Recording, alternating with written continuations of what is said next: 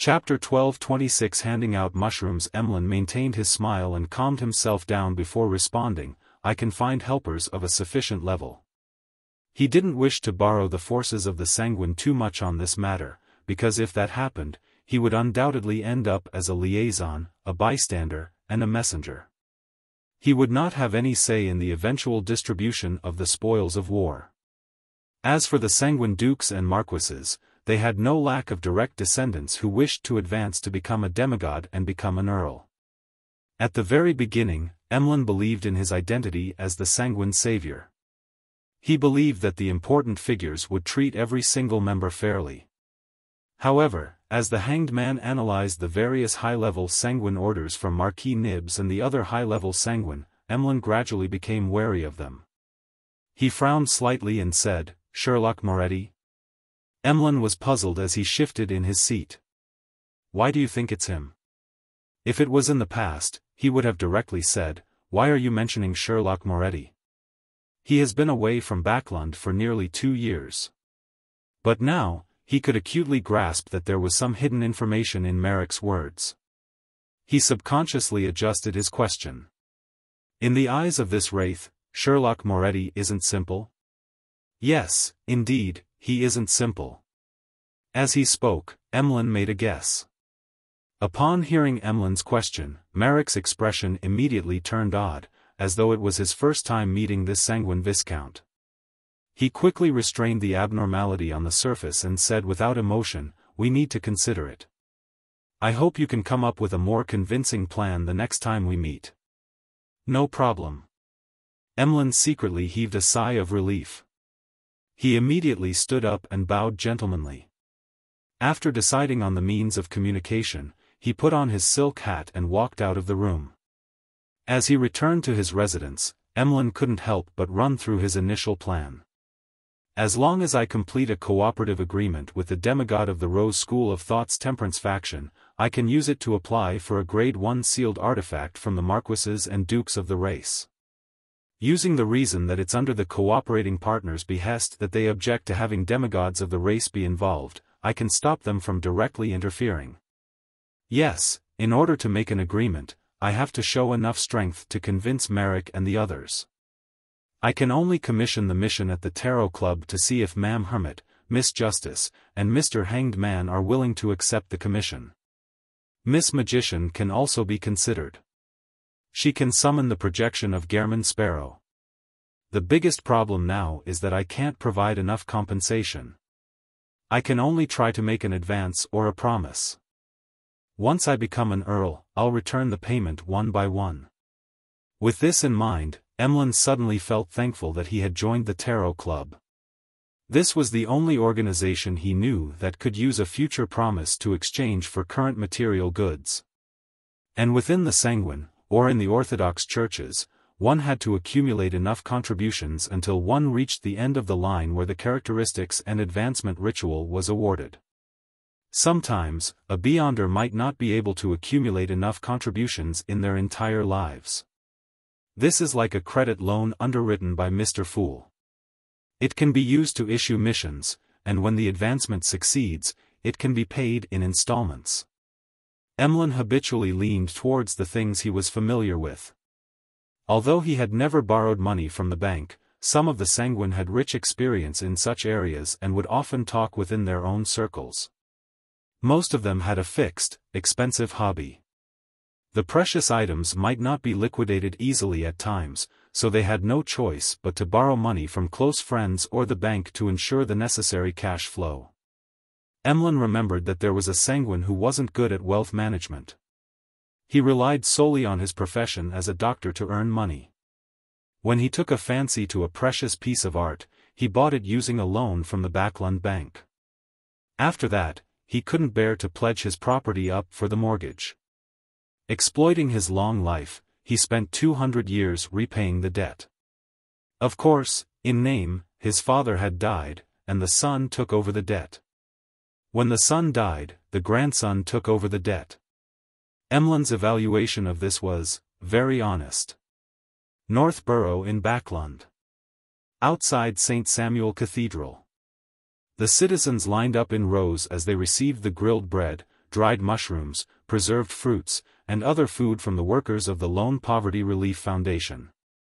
Their lines extended from the main entrance of the cathedral all the way to the square and circled it several times.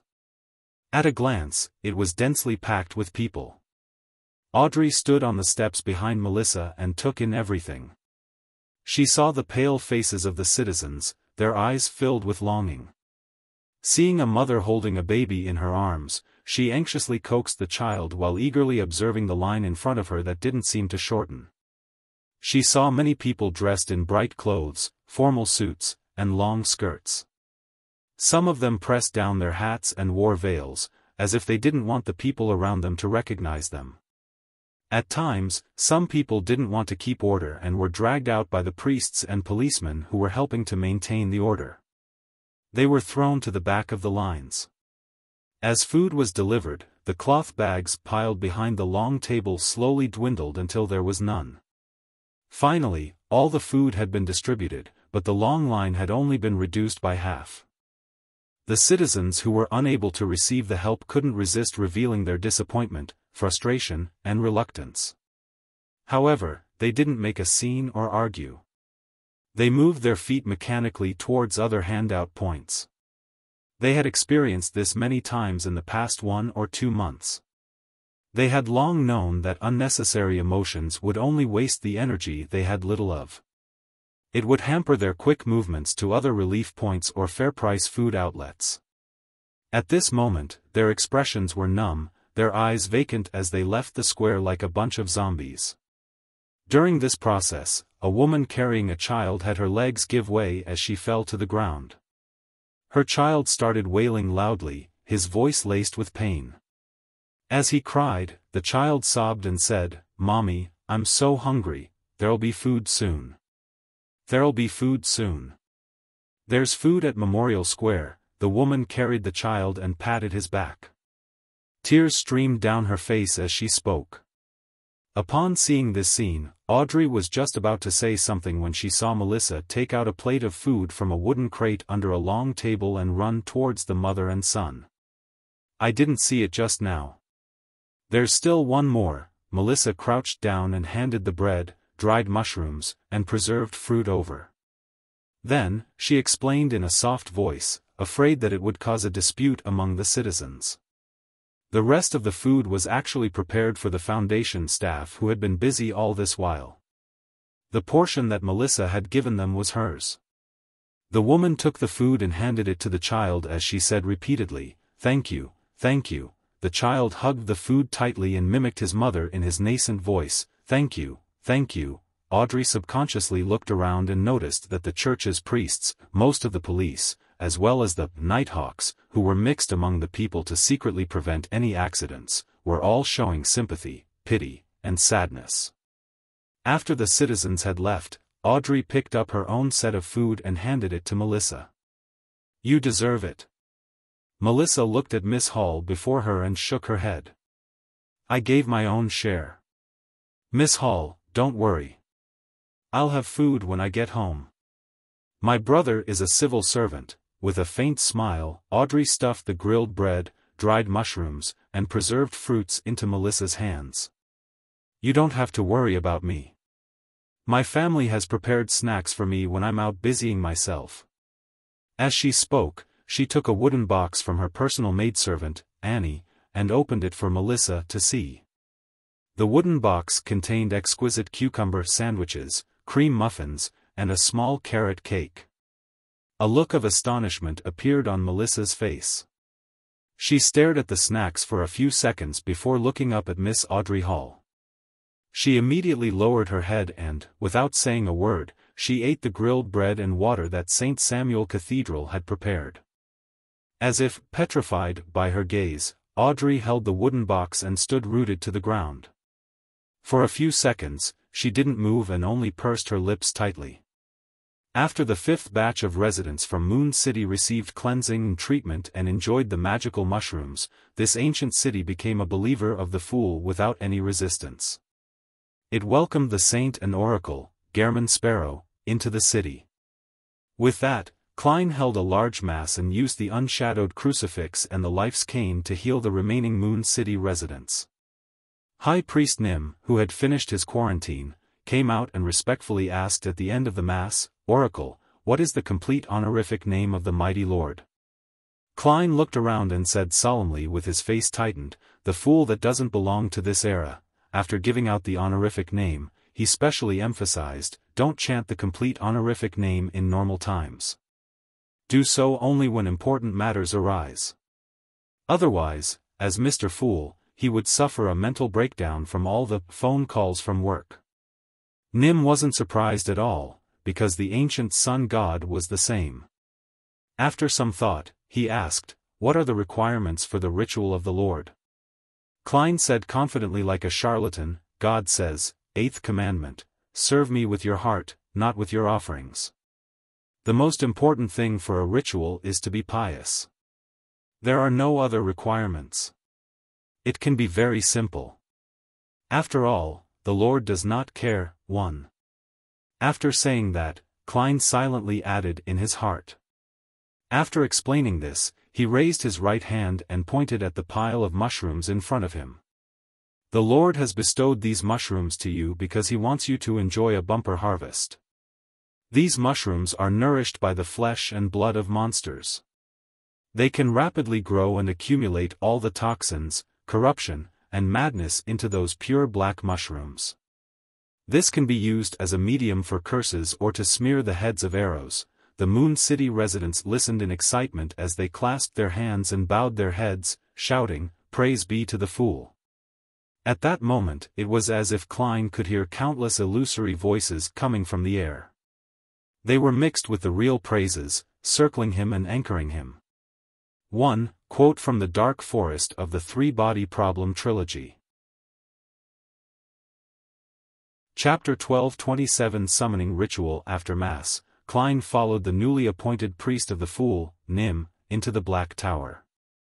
With no reservations, Nim gave a detailed description of how many demigods and Grade 1 sealed artifacts there were in Moon City. 3 demigods. 5 Grade 1 sealed artifacts. Moon City isn't weak at all. As expected of a power that can directly receive a revelation and guard the border. Furthermore, they had people relatively well distributed across the 22 Beyonder pathways in the beginning. They could work together effectively so that some rituals didn't need any requests for external help or become restricted by the environment. Yes, compared to the City of Silver in how their surroundings is worse and how they do not have Grade 0 sealed artifacts to support them, it's already extraordinary for them to survive to this day. If it wasn't because they couldn't find suitable food, they should be able to survive in the darkness for centuries. Klein felt wistful after hearing the introduction. At this moment, Nim said respectfully, "Oracle, we are willing to sacrifice all the sealed artifacts and Beyonder characteristics to the Lord. I wonder which one of them will be more pleasing to him." This high priest had previously mentioned that apart from him, a Nightwatcher, Moon City also had an iron-blooded knight and an imperative mage. They were respectively the Lightning Priest and Night Priest. As for the 5 Grade 1 sealed artifacts, one of them belonged to the Monster Pathway. It seemed to be a portion of Misfortune Mage characteristic mixed with a little of a Chaos Walker's characteristic. One of them came from Puppet from the Mutant Pathway, and the other was bestowed by Red Angel Medici. It allowed everyone to gather all their powers together. One of them was suspected to be the amalgamation of a Bizarro Sorcerer's characteristic, and there was one of an unknown pathway. It had extremely strong discernment abilities, but it was rather dangerous due to an unknown corruption. Hearing that, Klein's eyelids twitched as he smiled. "Serve the Lord with your heart, not with your offerings. The Lord accommodates the entire world and doesn't care about these things." Having said that, he paused and said, "Of course, if you don't mind, you can bring me around for a tour to broaden my horizons." "No problem." Nim answered without hesitation. He originally imagined that Gehrman Sparrow would take away a Grade 1 sealed artifact while taking the tour, but to his surprise, the oracle only wanted to get a better understanding of the specific situation and had no intention of reaping any benefits. He picked up every sealed artifact to take a look but put them back in the end. After the tour ended, Klein said to the 3 demigod priests, "The opportunity to leave this cursed land isn't here yet. You need to hold on for a while longer.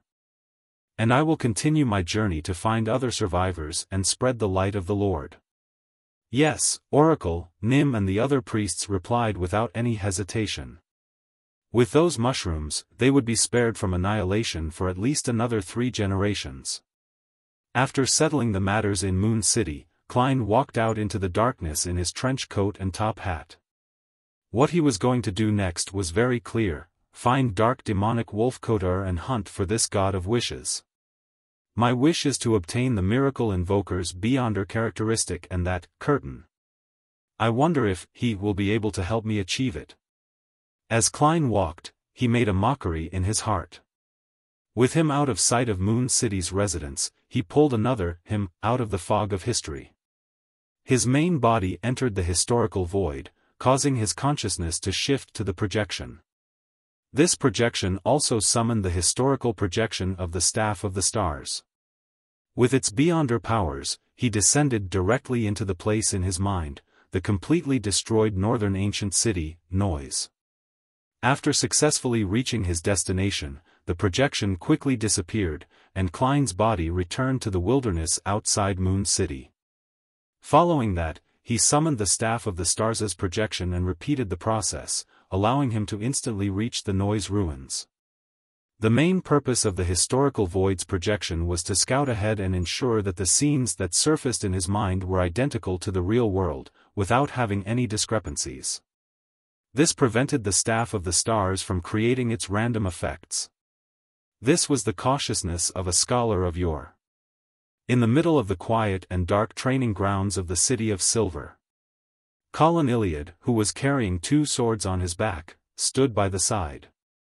He watched as Derek Berg set up the ritual and prayed to Mr. Fool, asking him to send a Holy Spirit down upon him to provide him with help. This was different from a normal summoning ritual. The corresponding incantation was more complicated. "The Great Fool, you are the ruler above the gray fog, you are the king of yellow and black who wields good luck. I pray for your loving grace. I pray for your notice. I pray for the power of concealment and change.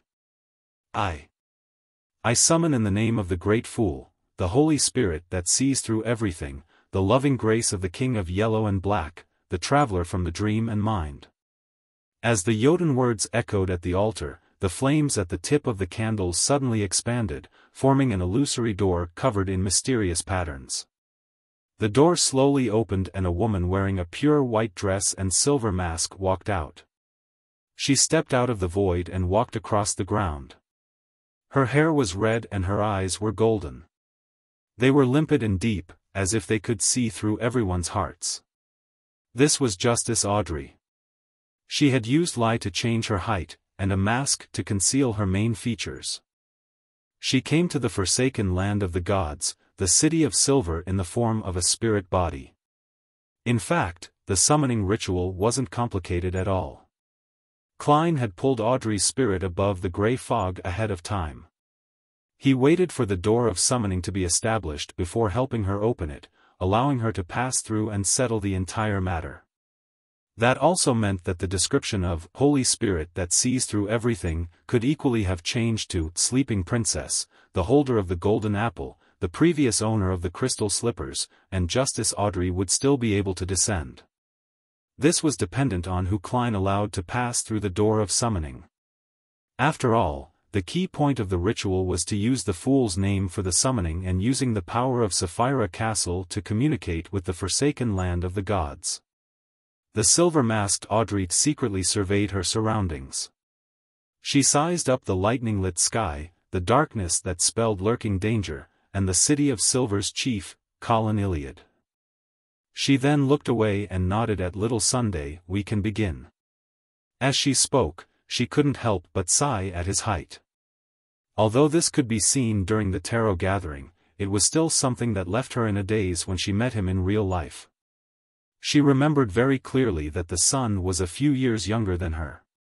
According to Loan's standards, he was definitely still underage. To her surprise, he was more than 2 meters tall. This made Audrey, who had used lie to deliberately increase her height, still have to look up. Without any hesitation, Derek relaxed his mind and cast his gaze at the golden potion placed on the altar. Gradually, he felt a little dazed as scenes involuntarily flashed across his mind. Scenes of his parents who remained alive inside the coffin, the silver sword that stabbed down, hard. The blood that splattered and blinded his eyes momentarily. It was the heartwarming scenes of his family in the past, it was the city of silver that was on the verge of collapse in the darkness. They were teammates who supported each other and watched each other's backs, it was the elders standing in front of everyone, blocking the storm. It was the repeated curses, the hope he saw in the lightning amidst the darkness, it was a dream that had existed for more than 2,000 years. It was something that generations of people yearned for daily.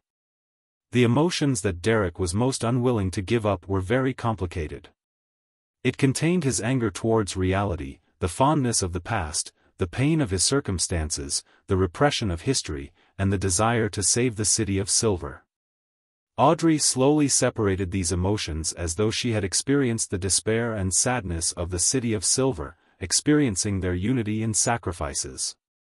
Her golden eyes sometimes turned gloomy and heavy, while there were glints at other times, as if she had grabbed something and taken it in, yet, she still remained lost.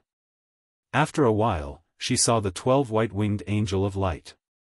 This was another response from Mr. Fool to the sun. Audrey seized the opportunity and attached all the intense feelings onto the angel phantom, preventing them from disappearing or undergoing a resurgence for a short period of time. By doing so, they didn't stay completely separate from Derek's body. "It's done." She didn't open her mouth, but instead, allowed her voice to echo in his heart.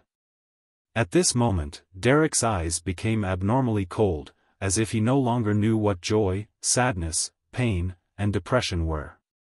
He picked up the golden potion in front of him and poured it into his mouth. This was a demigod potion obtained from shattering the unshadowed crucifix.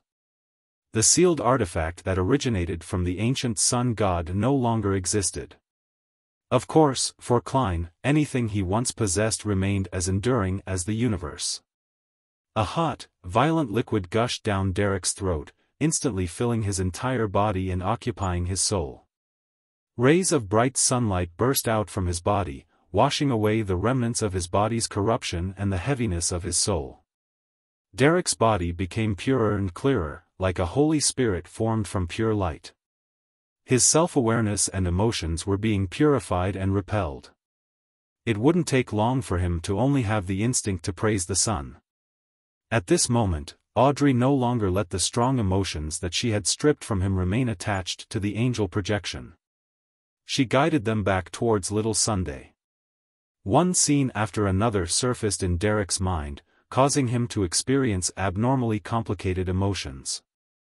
He once again experienced the pain of personally killing his parents, the despair brought about by the circumstances of the City of Silver, and the joy of receiving Mr. Fool's loving grace. This drilled deep into him, becoming a foundation of his mind world. It was very sturdy and very reliable, allowing him to withstand the last few rounds of the potion's cleansing forces. Finally, Derek opened his eyes, it was pure white. When he saw a ray of light in front of him, he instinctively extended his right hand in an attempt to grab it. However, the light quickly dimmed and extinguished. Derek was stunned for a moment before he clenched his right hand tightly. Beams of light rose up and enveloped the entire City of Silver. The legendary noon descended for a brief moment. All the residents of the City of Silver were stunned by what they saw. This was even more shocking than any of the previous demigods' advancement. Sunlight. It was sunlight that illuminated the entire city.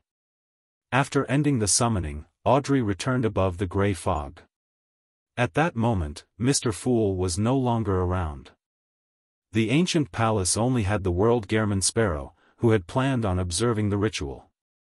"You don't seem to be in a good state," asked Klein. Audrey sat down and smiled. I'm just a little edgy, hesitant, and confused. That's very normal. Before truly making up one's mind, everyone would behave like this. There are countless people who retreat and regret their decision, Klein calmly said.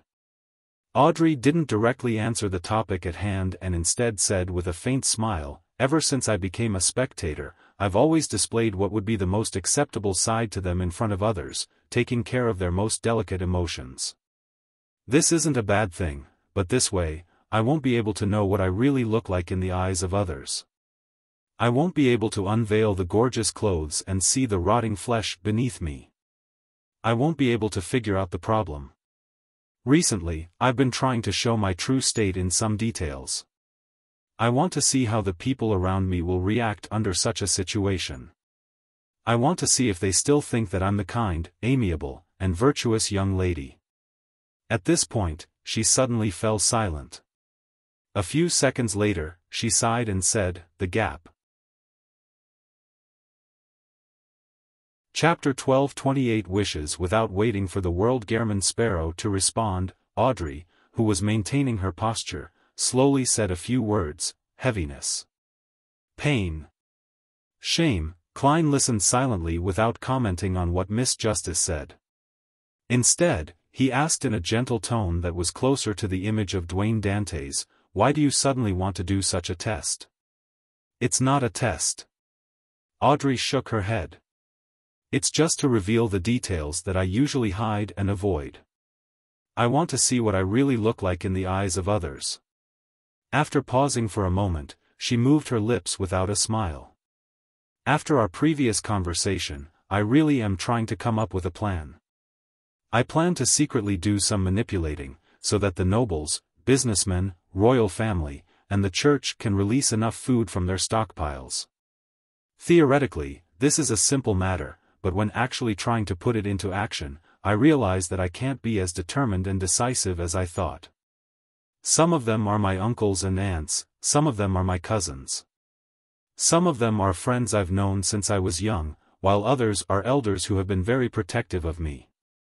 Some of them I often meet with during various charity events and are rather friendly. They formed my childhood and gave me too much. It was a part of my growth, a part of the beautiful memories of my past. Besides, the food they accumulated wasn't stolen. Their explanation is actually reasonable. I really can't do it, to make them my target in an attempt to rob them of a portion of their wealth. At least, it's like this now." As she spoke, Audrey's voice unknowingly escalated into a crescendo, as if she was arguing with someone. She then realized that she had lost her composure, and remained silent for 2 seconds before continuing, "That's why I want to know more about myself. I want to strip away the false image from our past relationships. Under different circumstances, I want to ask myself what I really want, whether my thoughts in the past were impulsive, hypocritical, and naive, or strong beliefs from my heart." At this point, Audrey suddenly smiled. "Although I haven't come to any conclusions, the attempt has already brought some added benefits. I used to think that I had strictly abided by the principle of, 'you're only acting,' but now I realize that I'm almost addicted to acting. Other pathways require different identities and occupations. The spectator pathway's acting is completely consistent with one's daily life. Sometimes, it's hard to clearly differentiate between them. The simplest example: who wouldn't want to be loved by everyone? Hence, when facing different people, I would wear a different mask and use the powers of the spectator pathway to create an image that suits the other party's expectations the best. When there are more and more of such things, when you face everyone, you would actually be obsessed with acting. You would almost lose yourself." Klein nodded slightly and said, "That's a good lesson." He didn't comment on Miss Justice's prior words. After a moment of silence, Audrey slowly said, "During this period of time, I've read the East Borough investigation report that my father hired someone to do. I've experienced many different things. Before the war, many of the poor people, workers, and farmers have lived lives that are as difficult as the lives today. They've been in constant hunger and pain. The changes to the poor law, and the strict laws about the working hours and environment, has indeed brought about some improvement to the management of the pollution in the air, but just a little. After the war ends, and if we overcome the apocalypse, will such things happen again? As she spoke, Audrey pursed her lips tightly and fell into silence. Klein could sense Miss Justice's confusion and perplexity. After some deliberation, he didn't say the answer in his heart. He said in a deep voice, "These questions of yours, including what you said about your true thoughts, require you to find the answers yourself. No one can replace you. I can only give you some advice. Go to the fields and take a look at the hard-working farmers. Go to the factories and take a look at the diligent workers. Go to the East District and experience them. Go to the library and read through the past newspapers and other related works." Audrey listened attentively and nodded seriously. "I will try." She immediately stood up and bowed towards the end of the long, modelled table. Although Mr. Fool had left, she believed that he was watching. Just as she was waiting for Mr. Fool to send her back to the real world, the world suddenly said, "Hold on." "Oh?" Audrey expressed her curiosity with a nasal grunt. Klein looked at her and conjured a piece of paper. "This is the description of a mythical creature's character and behaviors. I hope you can provide me with some help. Based on this analysis, determine what kind of reactions he will carry out in different situations." "All right." Audrey did not refuse and agreed. After she took the piece of paper and finished reading the content, Klein deliberated and said, "Regarding what you just said, I have another suggestion. There are two types of questions that you have. Some of them are indeed very pressing, while the others are not. You can wait for things to calm down and do a deeper investigation. Well, once a person is anxious, they will easily make mistakes. It's best you be clear about the differences." Audrey thought for a moment and nodded solemnly. "I understand." After responding, she suddenly laughed. "I thought you called me at the last moment to give me your blessings, hoping that I will still love this world after seeing the world as it is." Klein was first taken aback before he asked with a smile, "You seem to have read a lot of Emperor Rozel's novels?" "He's an outstanding novelist and also a very complicated and contradictory person," Audrey said with a faint smile. Klein nodded indiscernibly and spoke slowly, "If I wanted to give you my blessings, I wouldn't have said that. I would have said, I hope that you will still love your family and friends after seeing them as they are." Audrey was taken aback as her lips quivered, as though she was repeating the words. After a few seconds, she closed her eyes and said with a slightly hoarse voice, "Thank you." Sonia C., in the waters of the Rorstad archipelago. The Blue Avenger led a pirate fleet through the battlefield that was ravaged by war. Suddenly, a huge fireball flew over from nowhere. Intertwined silver beams split apart the surface of the sea, creating a passageway that didn't originally exist. Surrounded by the massive waves on both sides, it pointed straight at the Blue Avenger.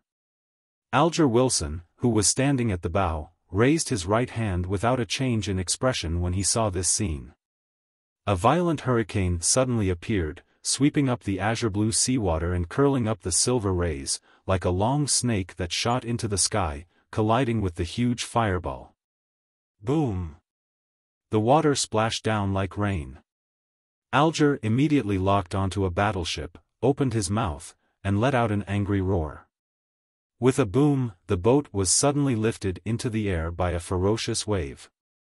Taking advantage of this opportunity, the Blue Avenger's cannons automatically fired as a series of salvos echoed continuously.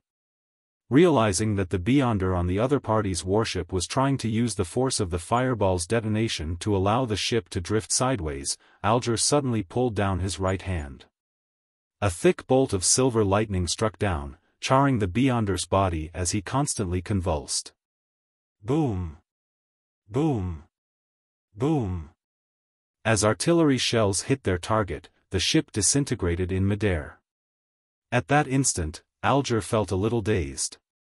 He couldn't help but look down at his right hand. This is the power of a cataclysmic interror. Is this how it feels to be a demigod? He sighed in his heart in a somewhat intoxicated manner before quickly snapping back to his senses. He got the Blue Avenger to pursue the enemy. An hour later, the intense sea battle was over. Lone's side had once again secured the Rorstad archipelago. Alger was in a rather good mood. After returning to the port on the Blue Avenger, he called the sailors down and headed for one of the few bars that still remained open for business. Lone had already issued an alcohol ban during wartime as a way to add to the food rationing efforts. But to sailors, alcohol was indispensable. Therefore, in the area controlled by the Church of the Lord of Storms, the restrictions in this area weren't too strict. Furthermore, the Rorstad archipelago had plenty of produce and there weren't too many people. The shipping lines were under control, so their food supply hadn't been disrupted. After walking for a distance, Alger's gaze suddenly froze. The street in front of him had been hit, and many houses had already collapsed. One of them had a huge crater in a concrete field, while the four-story building beside it was left in ruins. The smile on Alger's face gradually disappeared. On Monday afternoon, 3 p.m. Backlund time. Dark red beams of light shot up from both sides of the long bronze table, coagulating into blurry figures. After all the members bowed to Mr. Fool, the gathering's transaction segment began since there weren't any more Roselle diary pages or accumulated questions. Emlyn immediately sat up straight and surveyed the area. "Ladies and gentlemen, I have a commission. Which shaman king do you wish to hunt?" Cadlia asked according to her understanding of Mr. Moon. Emlyn took 2 seconds to digest her question. He maintained his elegant smile and said, "You guessed correctly." Cadlia nodded slightly and said, "What kind of payment can you provide?" Emlyn was once again at a loss for words, a little embarrassed to say what he had prepared to say. At this moment, the world at the bottom end of the long bronze table suddenly said, "You found someone from the Rose School of Thought Temperance faction to cooperate with?" Emlyn heaved a sigh of relief. "That's right. Then I can take on this commission." As this was related to Miss Messenger, Miss Sharon, and Merrick, Klein controlled the world to take the initiative to accept the mission. Of course, this requires a certain medium. Without waiting for Emlyn to respond, he made Gehrman Sparrow look at Miss Magician. "Make some preparations in advance." Furs, who had been watching the entire thing play out like a performance, wore a blank look on her face. Chapter 1229 Collective Wisdom. Seeing that Miss Magician had yet to react, Klein made the world add, "You don't need to be there. Just summon my historical projection in advance." "All right." Furs nodded hurriedly. At that moment, because Gehrman Sparrow had accepted his mission, Emlyn clearly relaxed. From what he knew, this meant that the success rate of the matter had skyrocketed. In the next second, the world looked at him and hoarsely asked, "What kind of payment can you provide?" Emlyn fell silent for 2 seconds before saying with his eyes darting upward slightly, "Once I become a shaman king, I'll provide a free promise on similar matters. Also, I only want the shaman king's beyonder characteristic. The members of the Rose School of Thought Temperance faction should have a clear goal. The rest will be yours." Mr. Moon isn't very stolid. He doesn't have much confidence. Through his actions and words, Audrey came to a conclusion. This fellow, Emlyn, has learned how to use consumption loans. Klein secretly laughed and made the world indifferently reply, "It looks like you can only afford a demigod like me. If Mr. Moon can provide a large amount of food, I don't mind participating." Justice Audrey mumbled inwardly. However, she didn't need to say anything to know what Mr. Moon would say. Why would we sanguine be hoarding so many snacks? To the sanguine, their staple was the blood of humans with abundant spirituality. Bread and meat products were all non-essentials. Seeing that the world Gehrman Sparrow didn't reject his offer, Emlyn secretly heaved a sigh of relief. "What other requests do you have?" I'll try my best to fulfill them.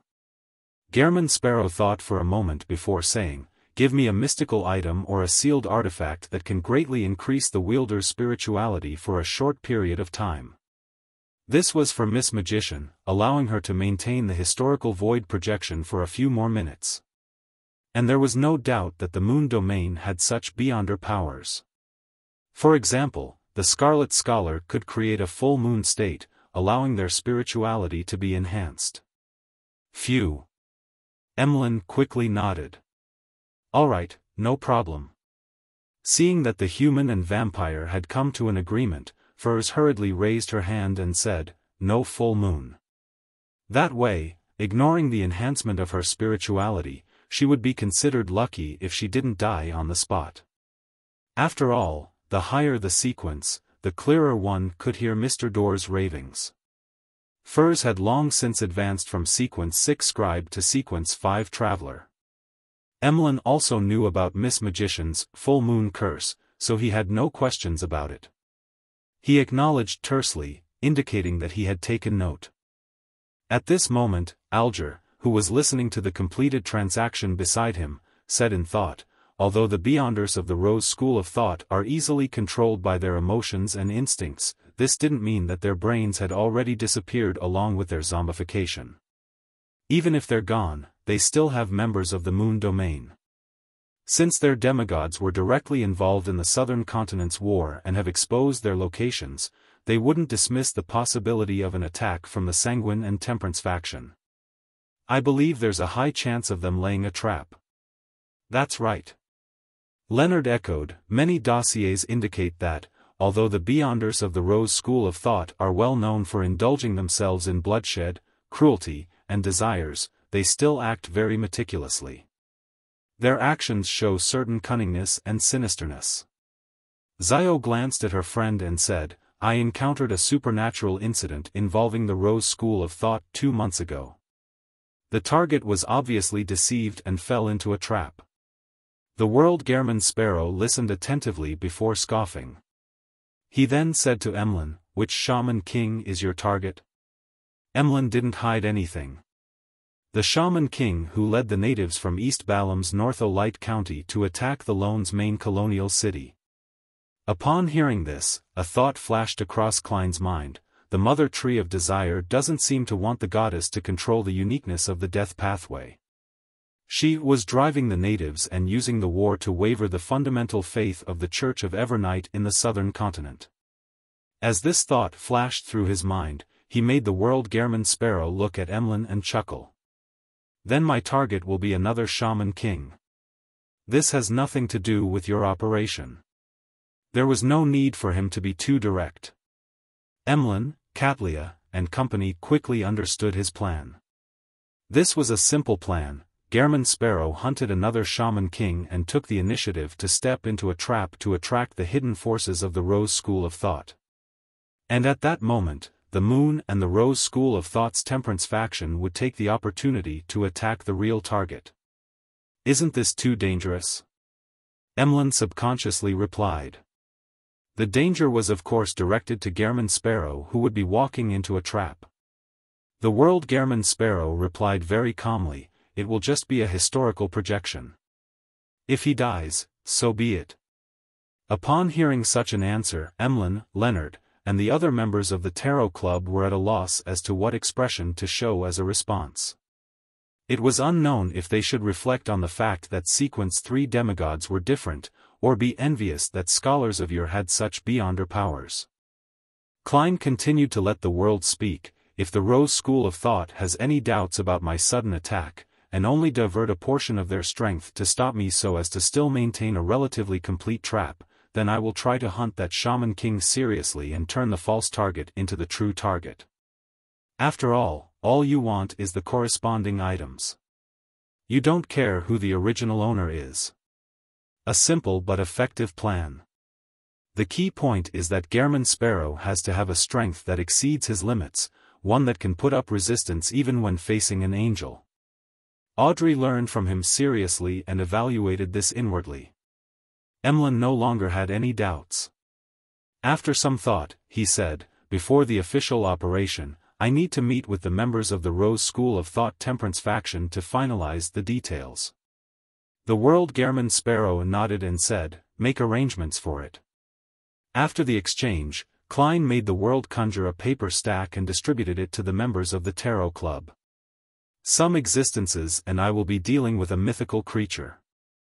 You can raise your opinion and share your thoughts. The piece of paper was written with the character and actions of the dark demonic wolf, Kotar, as well as the various analysis Miss Justice had made. He hoped that he could find inspiration through different people with their different personalities and knowledge. Mythical creature. The world has set his sights on mythical creatures.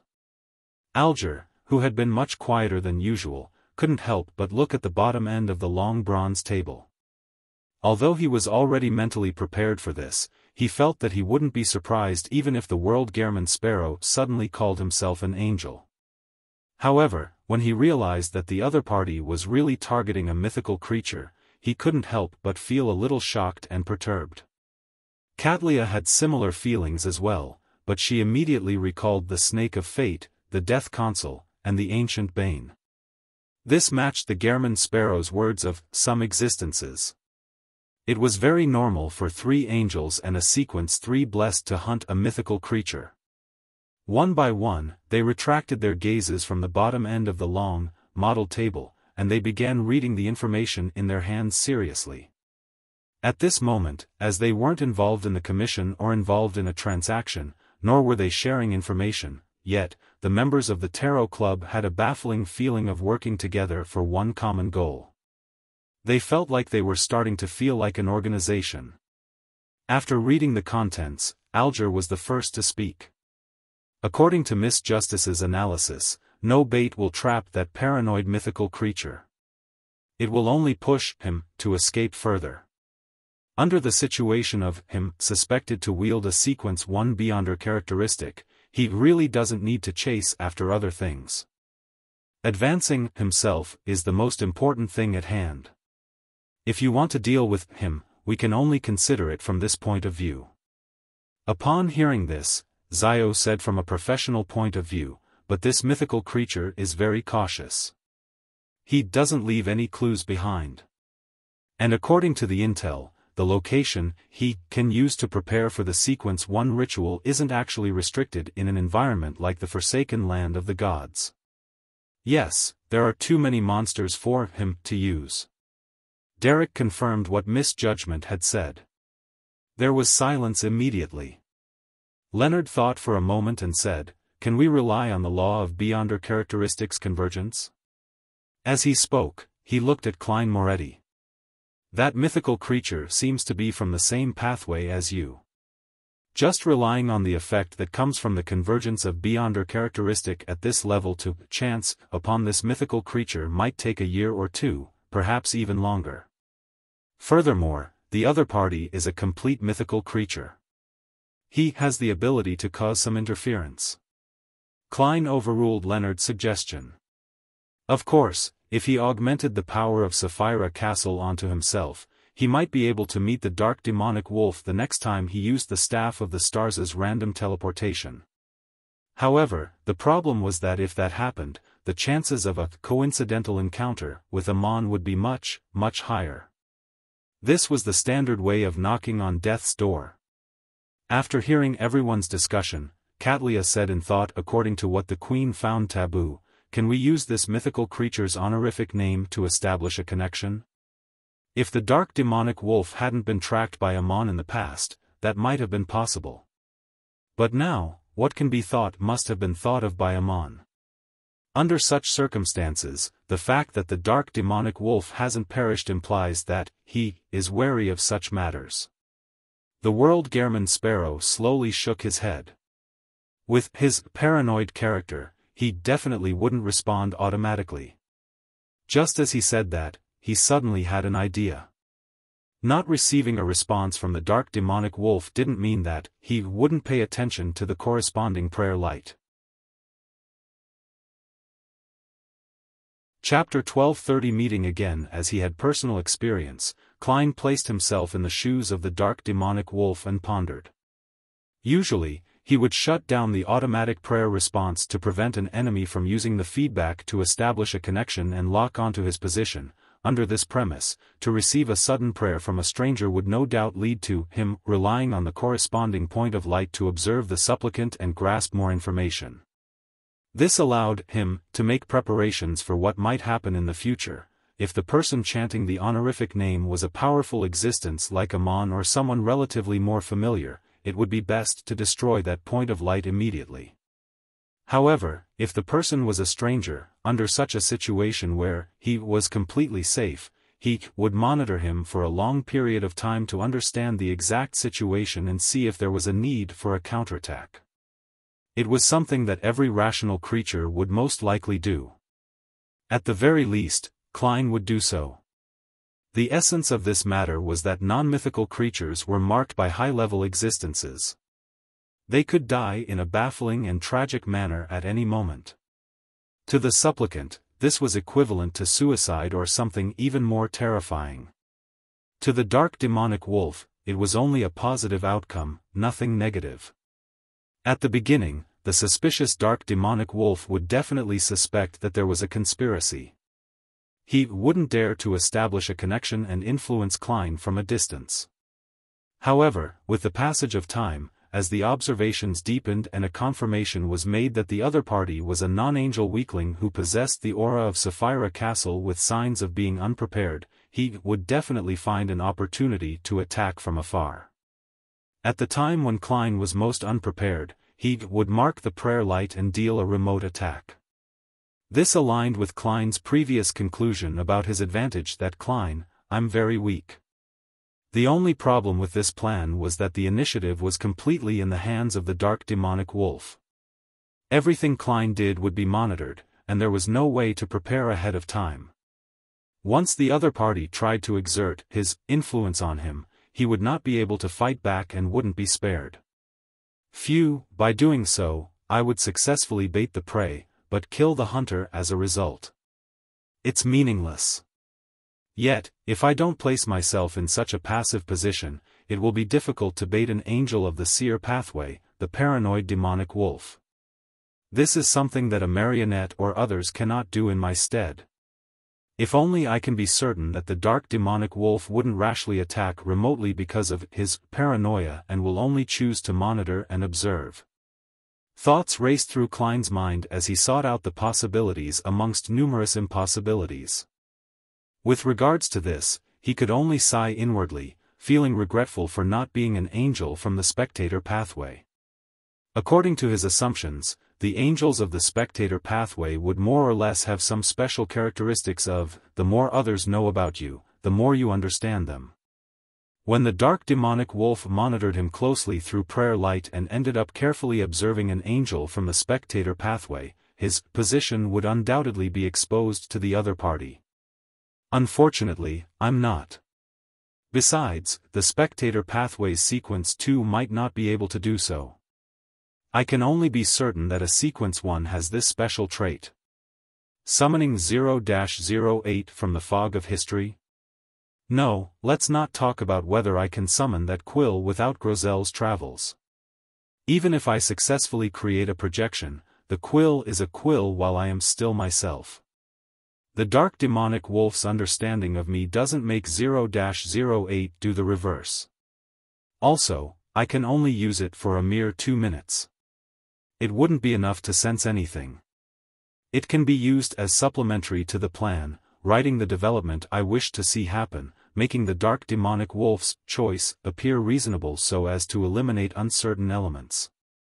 Klein considered for a long while, but he failed to find a suitable plan to bait his prey. Apart from feeling regretful that he wasn't a sequence 1 angel of the spectator pathway, he had also thought of the cosmos. Just learning of it would result in corruption from the cosmos.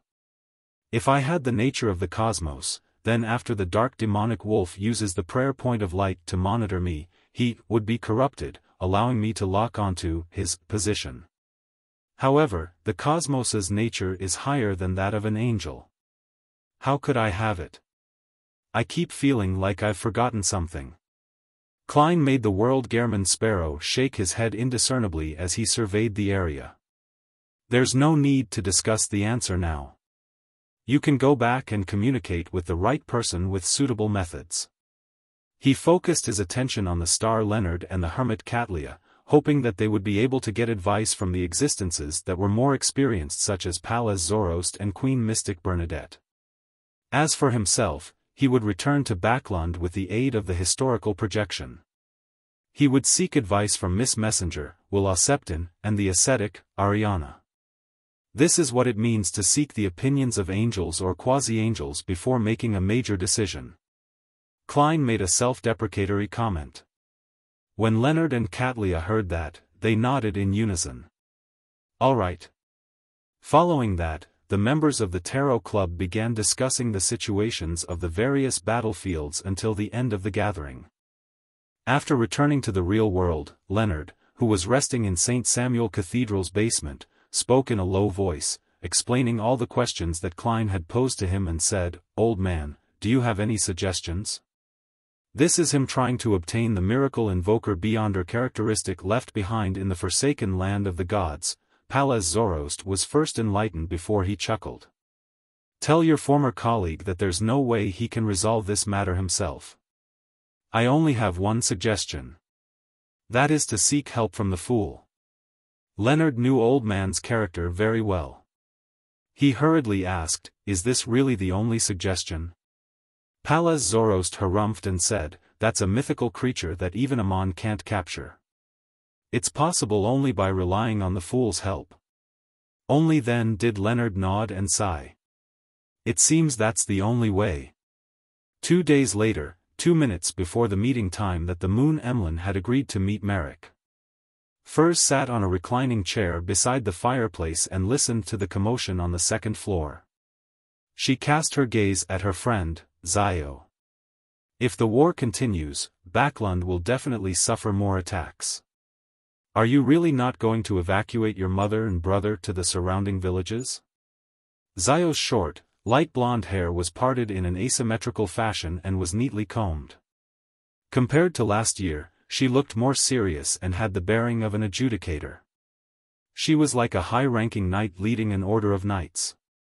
She hesitantly said, "The population in the surrounding villages has reached its limit. Besides, I can still get enough food from Mi-9 now." Having said that, she paused and said, "If the flames of war really reach Backland, take them traveling to Intis and Fainapotter. It seems that's the only way." Just as Furs was about to mention the matter of her buying food in Intis a few days ago, she suddenly heard the alarm ring. She shivered and suddenly sat up straight. She stretched out her right hand, which was wearing a red string, and grabbed into the air. Her arms sank as she pulled out Gehrman Sparrow, who was wearing a silk top hat and a black trench coat without glasses.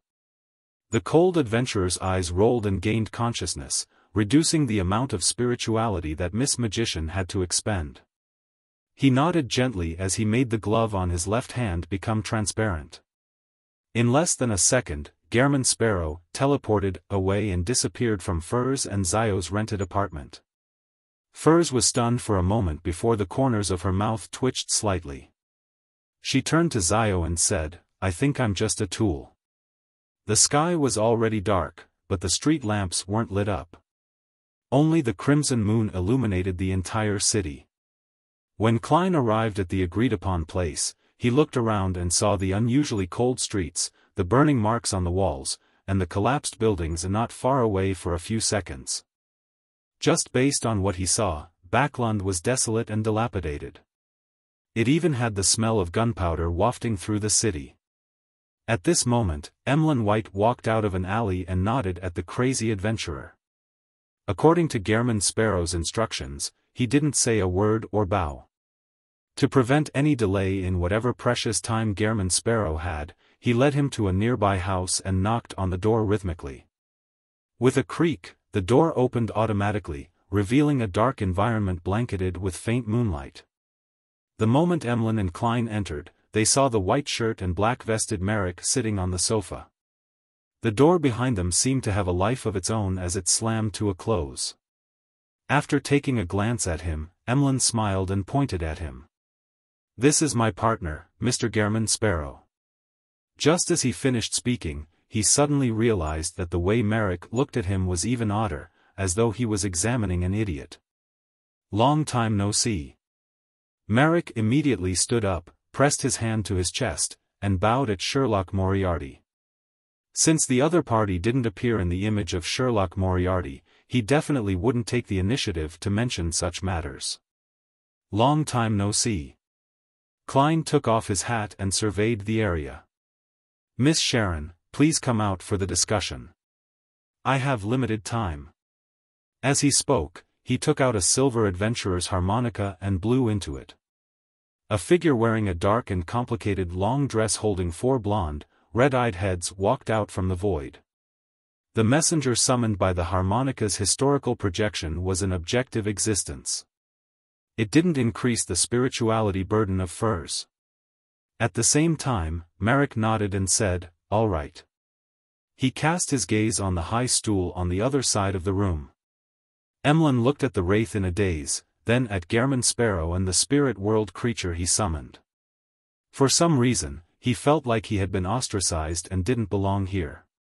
And on that high stool, a figure quickly outlined itself. Her skin was fair like a doll, and she wore an exquisite black regal dress and a small bonnet of the same color. Her blonde hair and blue eyes were slightly pale in color. Chapter 1231 Visiting. Everywhere. Emlyn subconsciously looked at the high stool on the other side of the room, and saw the exquisite doll. His eyes immediately revealed a look of amazement, admiration, ardor, and other mixed emotions. He opened his mouth and almost blurted out the question of where he could buy such a doll and who was the master behind this piece of work. However, he was already an adult and had experienced plenty of things. He knew that bringing up such a question was very impolite, so he planned to find an opportunity to ask after the discussion on serious matters were finished. Sharon frowned indiscernibly as her body floated up. She bowed at Rionette Tynker and Sherlock Moriarty. "There's no need for small talk," Klein said simply. "Our initial plan is this." He shared how he would let his historical projection take the initiative to step into a trap to attract the attention of the Rose School of Thought and described it in detail. Sharon with her black bonnet listened quietly and said with a slightly ethereal voice, "They might not fall for it. After realizing that you are the attacker, that Shaman King will likely choose to retreat under the protection of sealed artifacts or angels. This way, it could only implicate a portion of the Rose School of Thought's strength." Without waiting for Klein and Emlyn to respond, Rionette Tynker's 4 heads opened their mouths and said at a faster pace, "Their main target should likely be me." Emlyn was a little lost hearing this, but he could roughly tell that the spirit world creature that Gehrman Sparrow had summoned had quite a status. Furthermore, it had a deep relationship with the Rose School of Thought's Temperance faction. "That's right. Even if the Mother Tree thinks highly of me, the setup would most likely attract Miss Messenger." After a moment of silence, Klein gave an addendum, "Madam, you and I will attack the other Shaman King in the form of historical void projections. Gehrman Sparrow is very respectful towards this spirit world creature." Just as this thought flashed through Emlyn's mind, he saw the 8 eyes on the 4 heads sweep at him. He shivered and instinctively joined in the discussion. Can this fool those from the Rose School of Thought? Since Klein had suggested that, he must have thought of a corresponding solution. "I have an item that can be lent to Miss Tynker." Having said that, he looked at Rionette Tynker and said, "That item can mimic the beyonder powers that surface in your mind. I hope you can use it to summon your past self, then move yourself into a concealed state and inject your consciousness into the projection. This way, the Rose School of Thought won't be able to discover anything abnormal in a short period of time. It's very likely that they will fall for it and gather all their strength to surround and kill you and me, allowing Miss Sharon and Emlyn to find a chance to launch a surprise attack. If they're more cautious than I thought." Klein paused for a moment before revealing a smile. "In that short period of time, if you join forces with me in your peak condition, there is a chance of killing the Shaman King despite him being under the protection of a sealed artifact. Now, the main point is, do you know enough about the Beyonder powers to summon historical void projections, as well as entering into a concealed state? I can demonstrate the former to you, but I will think of a way for the latter. Rionette Tinker's foreheads shook up and down at the same time. No problem, that's the general gist of it. You can confirm the details in the next few days. Klein silently estimated the time, as if he made his delivery succinct. Sharon nodded indiscernibly and said, the most important thing is intel. Teacher can provide a portion of it. The rest can be obtained through magic mirror divination. Merrick echoed, I remember the symbol you drew back then. She also remembered that the question posed by the hidden existence didn't violate much of her privacy, and didn't bring about too much shame. Emlyn thought for a moment and carefully asked, how do we communicate on both sides? If we can't grasp the timing accurately, the plan will definitely fail. The Blood Clan's Oath of Rose was unable to transmit what they saw and heard at such a great distance. Sharon glanced at Rionette Tinker and said, Teacher's main body can stay on our side. 10 seconds after she enters a concealed state, we will take action. Once she exits the concealed state, we will immediately leave regardless of whether we succeed. Emlyn jumped in fright as he instinctively turned his head to look at Gehrman Sparrow. He remembered very clearly that she was summoned by Mr. World. How terrifying. Emlyn didn't know if he was referring to the spirit world creature or Gehrman Sparrow.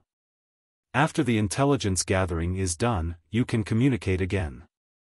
Seeing that it was almost time, Klein took off his hat and bade farewell.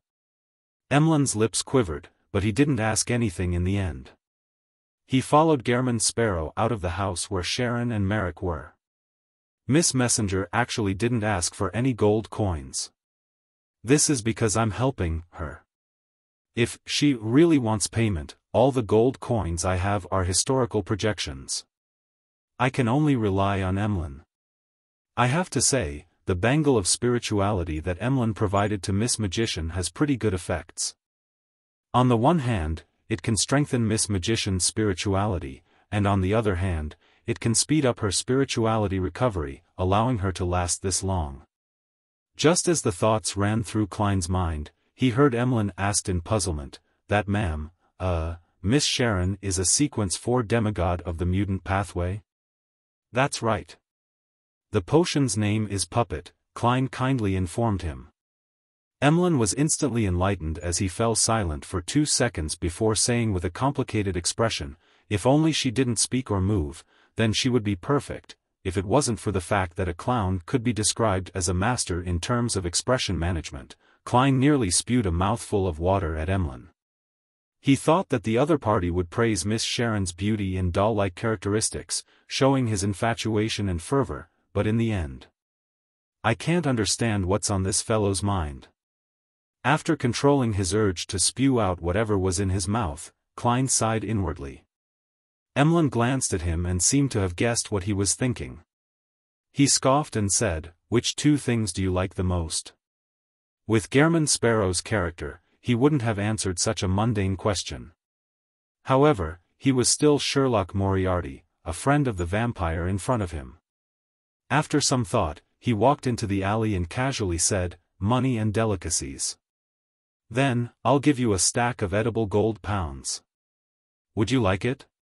Emlyn asked further as he walked beside Gehrman Sparrow without any fear of the crazy adventurer like Miss Magician. Klein imagined it and felt that this would taint the value of the gold pounds, but also cause the delicacies to lose their attractiveness. Hence, he slowly shook his head. So, the corners of Emlyn's mouth curled up.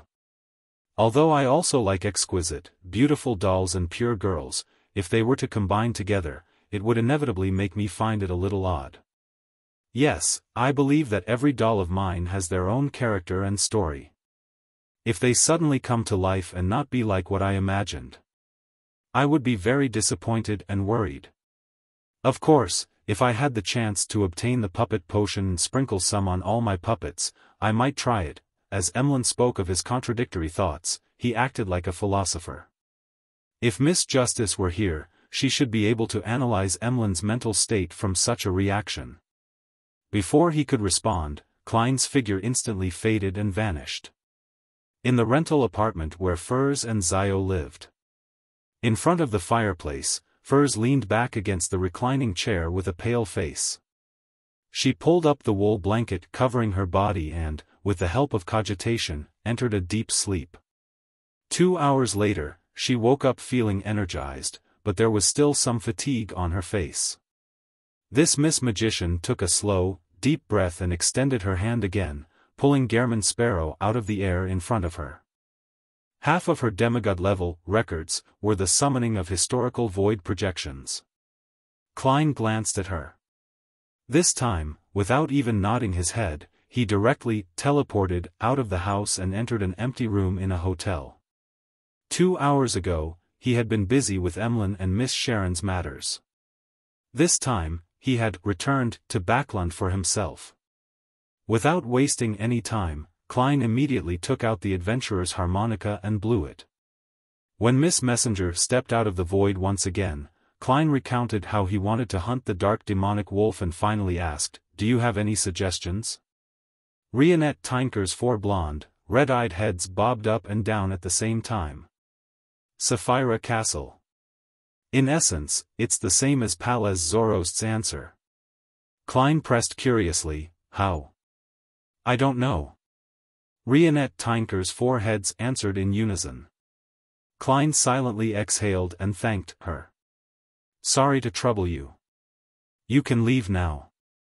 The blonde, red-eyed heads held by Rionette Tinker immediately replied, "Bill, records, for 1351, September, for Gehrman Sparrow, owes me 1 gold coin." With that said, she turned transparent and returned to the spirit world.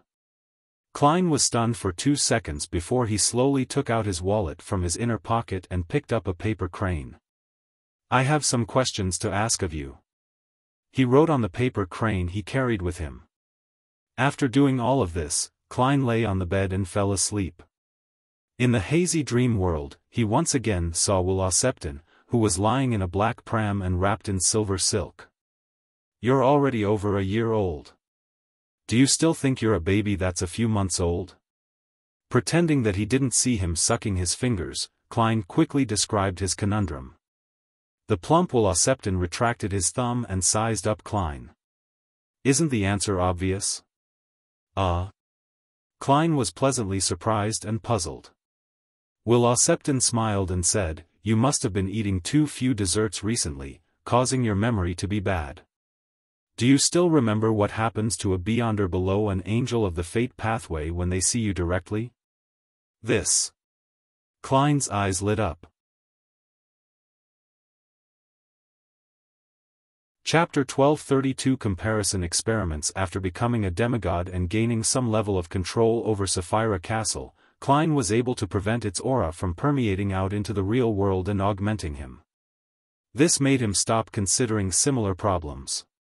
After all, this would result in abnormalities, causing him to be recognized by the beyonders of the fate pathway at a glance. It was rather unsafe. And at this moment, once he received Wuxia's reminder, he felt that it opened up new possibilities. "When I was only a subsidiary to Sapphira Castle and only had the right to use it, the aura and projection of Sapphira Castle made a saint of the fate pathway not dare to look at me directly. I was equivalent to a mythical creature in the eyes to the corresponding low and mid-sequence beyonders.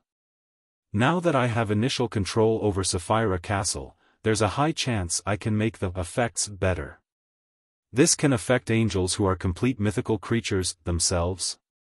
Sapphira Castle's level reaches that of sequence 0 at the very least?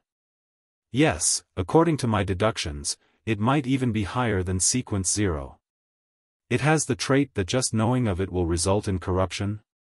Klein's mind whirred with activity as though streaks of lightning were flashing across his mind. He quickly made up his mind.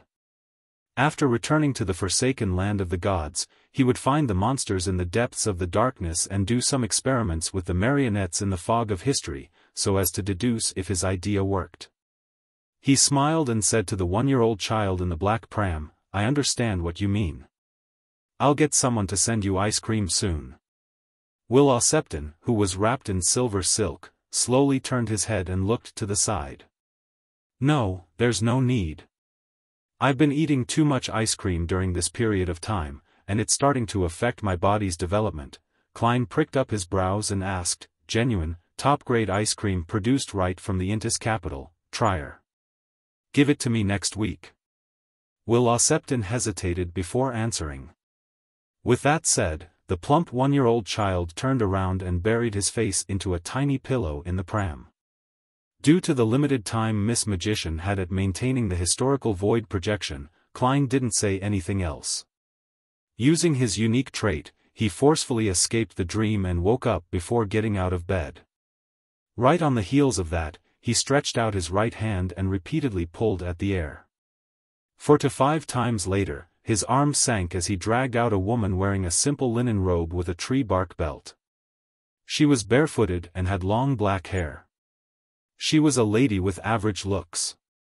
The leader of the ascetics of the Church of Evernight, servant of concealment, Ariana. At the same moment, in Hillston Borough, in an apartment, Furs, who was sitting in a reclining chair, seemed to be pulled by invisible threads as she sat up abruptly. Her body straightened as the blood vessels on her forehead throbbed. She felt that her spirituality was like a flood that flowed towards the void in front of her, one that she couldn't stop no matter how hard she tried. She was on the brink of being sucked dry. In the next second, this sudden surge eased quite a bit, but it remained frightening. It wasn't something that she could handle now.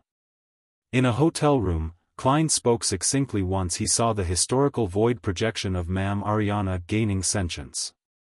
"I plan on cooperating with others to deal with a particular shaman king of the Rose School of Thought."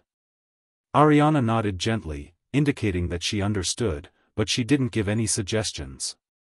Seeing that the ascetic leader didn't give him any warnings, Klein felt a lot more at ease with the plan to hunt the shaman king. He then said, "I've been planning on targeting the dark demonic wolf recently." Ariana opened her mouth slightly and said, "Be careful, did she mean to say that I shouldn't belittle the dark demonic wolf, Kotar?" Just as he was about to ask a question, his consciousness suddenly blurred. He saw the woman opposite him and his reflection in her eyes fade away as they quickly disappeared. Thud. Furs collapsed into the reclining chair as her facial muscles twitched slightly. "This is more tiring than writing all night long," she gritted her teeth and tried cogitating to fall asleep. Extreme exhaustion might sometimes paradoxically cause insomnia to a person. In the forsaken land of the gods, near Noi's ancient city in the north, there was no one in the dark wilderness. With the lantern emitting a faint yellow light, Klein circled around to confirm his surroundings. Then, he found a rock and sat down, no longer shielding the aura of the gray fog from seeping into reality. On this foundation, Klein consciously strengthened the projection that Sapphira Castle placed on him. After he was done with his preparations, he quickly turned a monster hidden in the darkness around him into a marionette. The marionette walked out of the darkness. Under the illumination of the lantern, it approached Klein and cast its gaze on him. In the eyes of this monster marionette, other than the coated and hatted Klein having deeper, more profound eyes, his temperament had also become even more indescribable. There wasn't much of a difference from before. After repeatedly testing the different types of monster marionettes, Klein confirmed that ordinary people, or most Beyonders, were unable to discover that he had the aura of Sapphira Castle on him. Following that, he reached out with his right hand and pulled out his body from half a day ago. He controlled the rather dull historical projection to cast his gaze over. This time, Klein saw a layer of grayish-white fog covering his body. Its interior was shimmering with light, but it didn't reveal its actual appearance.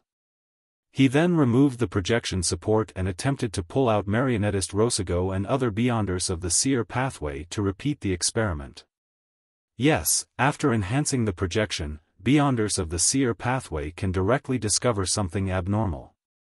However, those below the level of an angel can at least confirm that I'm related to Sapphira Castle. There's no way to directly see the strange door of light, which is also the projection of Sapphira Castle. This outcome wasn't too surprising for Klein. He took a deep breath and, after preparing himself to rescue himself, he raised his hand and pulled out Winner Enuni from back when he hadn't been his marionette for long. Enuni raised his head bit by bit, and his eyes gradually reflected Klein's figure. There was a faint gray fog that emanated outwards. Deep in the fog, transparent or translucent twisted maggots were clustered around countless spherical lights. The spherical lights formed a door of light that was dyed bluish-black. The door of light was much clearer than before as it appeared even more textured. At the same time, its shape changed as it extended even higher up. This made it look like a tall and thin, brilliant figure. And the grayish-white fog around it was the figure's hooded robe. The spherical lights constantly flashed, making Klein feel like he was being watched by this deep, mysterious, towering, and terrifying figure with his numerous eyes. With a boom, Klein's head involuntarily tilted back as blood mixed with transparent maggots spurted out of his pores. The worms of spirit fell to the ground as they frantically rolled and struggled. Some of them rapidly dissipated, while some eventually calmed down before crawling back into his body and into his pores. Man!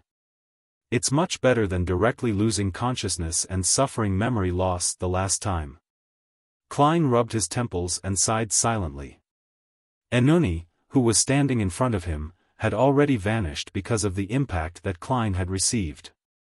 Unable to maintain the historical void projection, Enuni vanished. This was also one of the reasons why Klein didn't suffer too much damage this time. Without Winner Enuni, he was unable to see the mutated strange door of light. This reduced the continuous assault on his senses. After 2 seconds, Klein entered the fog of history, took 4 steps counterclockwise, and went above the gray fog. Looking at the faint dark glow rising from his body and melting away, Klein finally heaved a sigh of relief and gave a self-deprecating laugh. I nearly corrupted and corroded myself. In the future, I'll use Rosago and the other Beyonders of the Seer pathway to do additional experiments. If there's no direct assault, I need to confirm if there will be a reverse corruption from Sapphira Castle's projection with the increase in observation time. The southern continent, East Balam, Failtech City that was under attack. Under the illumination of the crimson moon, the lone soldiers hiding behind a simple shelter took turns to rest to recover their energy. Their faces were black and covered with traces of gunpowder. Occasionally, someone would wake up and take out some dried tobacco leaves and casually roll it. Then, they would use the remaining matchstick to light it up and bring it to their mouths to suck deeply at it. In turn, their eyes exuded mostly numbness and blankness. When the soldiers guarding this line of defense smelled the tobacco, they instinctively sniffed and looked over. "Do you still have any more tobacco leaves?" a soldier with a rifle asked his companion in a low voice. His comrade shook his head. "I've already finished smoking it. I don't know when the next batch will arrive. I'm going crazy without the tobacco." The soldier who first spoke gestured outside the shelter with his chin. "Do you see that? There are so many corpses, so many hands and feet. They all belonged to living people." Before the sun set, the resistance had launched a fierce attack by feverishly storming the various defensive lines at Failtech City. Their disregard for their own lives frightened the lone soldiers and servant army who had been guarding the city. They almost had victory at hand, but ultimately failed to break through the critical line of defense. They left behind copious numbers of corpses before receding like the tide. His comrade fell silent for a moment before saying, "Maybe tomorrow or the day after tomorrow, we will be joining them." Having said that, he looked up at the crimson moon and said in a dreamy voice, "I wonder how Backlund is. I haven't received a letter from home in a long while. I wonder if they have enough food, or if they can find a doctor when they are sick." The soldier who had wanted to smoke was about to curse at the damn war and the damned enemy when his eyes suddenly widened. Trembling, he raised his right hand and pointed ahead. They're alive. One by one, the soldiers looked over and saw that under the crimson moon, the dismembered corpses that the resistance had left behind were beginning to crawl up one by one, swaying as they tried to approach the defense line. In the distance, a mysterious hooded person in black robe with embroidered crimson patterns stood behind the resistance and spread out his arms slightly. The spirituality of the entire battlefield was rapidly being nourished. Chapter 1233 Two spots. Ever since the war became prolonged, the lone soldiers had seen countless unnatural phenomena. It happened so many that they were somewhat numb to it. However, the scene of the dismembered corpses crawling up remained a shocking scene. It left them horrified and confused. They felt as though they were unable to survive the impending disaster, and would eventually become zombies. Of course, there was a reason why they were able to maintain their morale after seeing such unnatural phenomena. Just as they were feeling extreme fear, a series of chants sounded from behind them. Lacking clothes and food, they have no shelter in the cold. The Evernight did not forsake them, but bestowed them with love. 1. The holy and sympathetic prayer reverberated across the entire defense line, causing the fear in every soldier to quickly dissipate, their bodies and minds turning tranquil. Then, a number of the soldiers followed orders and moved out cannons covered in silver patterns. They adjusted the muzzles and aimed at the dismembered corpses that were rushing at them. Boom! Boom! Boom! Sparks flew as shells landed in different spots on the battlefield, exploding and emitting a thick darkness.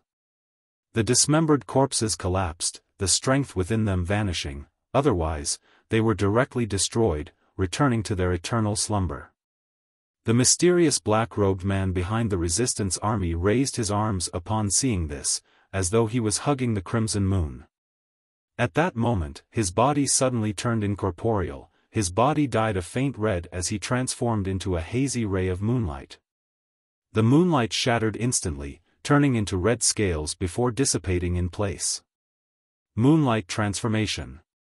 This was a beyonder power that a Sequence 5 Scarlet Scholar of the Apothecary Pathway possessed. To a Sequence 4 Shaman King, it was almost instinctive. And at the spot where the Shaman King had been, a figure quickly outlined itself. It was a huge cloth doll. It had blonde hair and bright red eyes, and wore a long black Gothic dress with countless mysterious patterns engraved on it. Swirling around it was sinister vines. Its skin had a luster that no human should possess. Rionette Tinker. She had used the Staff of the Stars to summon herself back when she was in perfect condition. Of course, the Staff of the Stars that was lent to Miss Messenger was the real one. Klein had brought it back to the real world from above the grey fog ahead of time. If that wasn't the case, it would be equivalent to Klein's historical projection summoning a Staff of the Stars projection. Then, the projection of the Staff of the Stars would summon Rionette Tinker in her peak state. The whole burden would be placed on Furs, causing her spirituality to be quickly drained. A solution to this problem was to temporarily lend the actual Staff of the Stars to Rionette Tinker. The draining of spirituality would be borne by this ancient bane. At the same time, Rionette Tinker was probably one of the existences that were the least afraid of the negative effects of the staff. As a key representative of the Temperance faction, and as a puppet and a cloth doll, she could stop unwanted scenes from surfacing in her mind. And after changing into a concealed state, the Staff of the Stars could hardly affect her historical void projection. The peak state Rionette Tinker had attempted to sneak closer to directly possess the Rose School of Thought's Shaman King and instantly end the battle. However, the other party had discovered the danger ahead of time. Using the moonlight's illumination, he was one step ahead of the Wraith's possession. Amidst the crimson glow that enveloped the ground, red scales rapidly reformed into the black-robed, hooded Rose School of Thought Shaman King. His eyes were closed tightly, not daring to look at the ancient bane opposite him. At the same time, on the other side of the battlefield, a figure rapidly appeared. It was none other than Gehrman Sparrow, who was wearing a black trench coat and a half-top hat. He had a transparent glove on his left hand as he raised his right hand and snapped his fingers. Scarlet flames rose up from various parts of the battlefield, as if they were announcing the beginning of a grand performance. Just as the Shaman King finished reforming, he reached out his left hand and tore apart the clothes on his chest. At that moment, Rionette Tinker's bright red eyes reflected his figure. If things went as expected, the Rose School of Thought Shaman King would have transformed into a rabbit or a goat in the next second. He would lose most of his characteristics and Beyonder powers, but his body only emitted a faint glow without any change. His exposed chest revealed a long, thin brown puppet which was embedded there. The puppet seemed to grow out of the Shaman King's body, its body connected to his internal organs. Its eyes and mouth were like crescents. The surface of its body was grown with dried flowers and withered grass, giving off an indescribable bizarreness in the moonlight. Suddenly, the puppet was dyed red as though it was soaked in blood. It immediately turned into a pool of mud that surged into the organs of the Shaman King. Amidst the mud, an arm stretched out. Its surface was flowing with a black sticky liquid that kept protruding out with strange objects. Some were skulls, some had barbed tongues, while others had three-dimensional eyes. Abomination Sua. This Rose School of Thought's leader, an existence at Sequence 1, had crossed the vast distance and descended with the help of prior arrangements. That evil aura instantly caused the surrounding members of the Rose School of Thought and supporting members to either die, mutate, or wildly attack their comrades. Apart from the Shaman King, no one was spared. West Balam, in a port city. Shaman King Klarman, who wielded the highest authority here, stood at the top floor of a cathedral that once belonged to the Church of Evernight as he looked down at the sparsely lit city. In a house not far away, Emlyn White glanced at the doll-like Sharon and took out a bronze box with many ruby gems embedded in it. Inside the box was an eyeball-shaped glass sphere.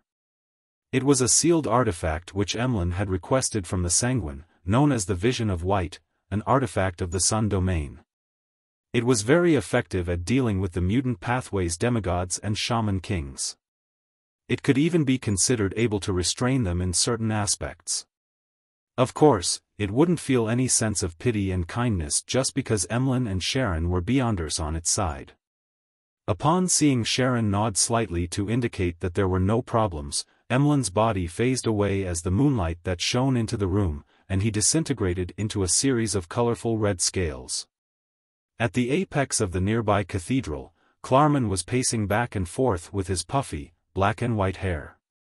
He sneered at the city's nighthawks and mandated punishers for moving the lone citizens and all the sealed artifacts away ahead of time. If the group consisted only of Beyonders, it wouldn't be impossible to escape, but with so many ordinary people, how can you effectively move without being noticed? There's no need for me to send people to track you. Simply locking down the surrounding docks and food supplies is enough to break you down without my interference. As he muttered silently to himself, this Shaman King, who had been active in the southern continent since the early 5th epoch and was even suspected to be dead, cast his gaze out the window and stared at the crimson moon high in the sky. Previously, the abnormal phenomenon of the crimson moon turning white made Klarman feel the anger of the primordial moon. He had always felt uneasy and disturbed. He had become a primordial moon believer over time while researching natural interactions, secret deeds, and other mysterious knowledge.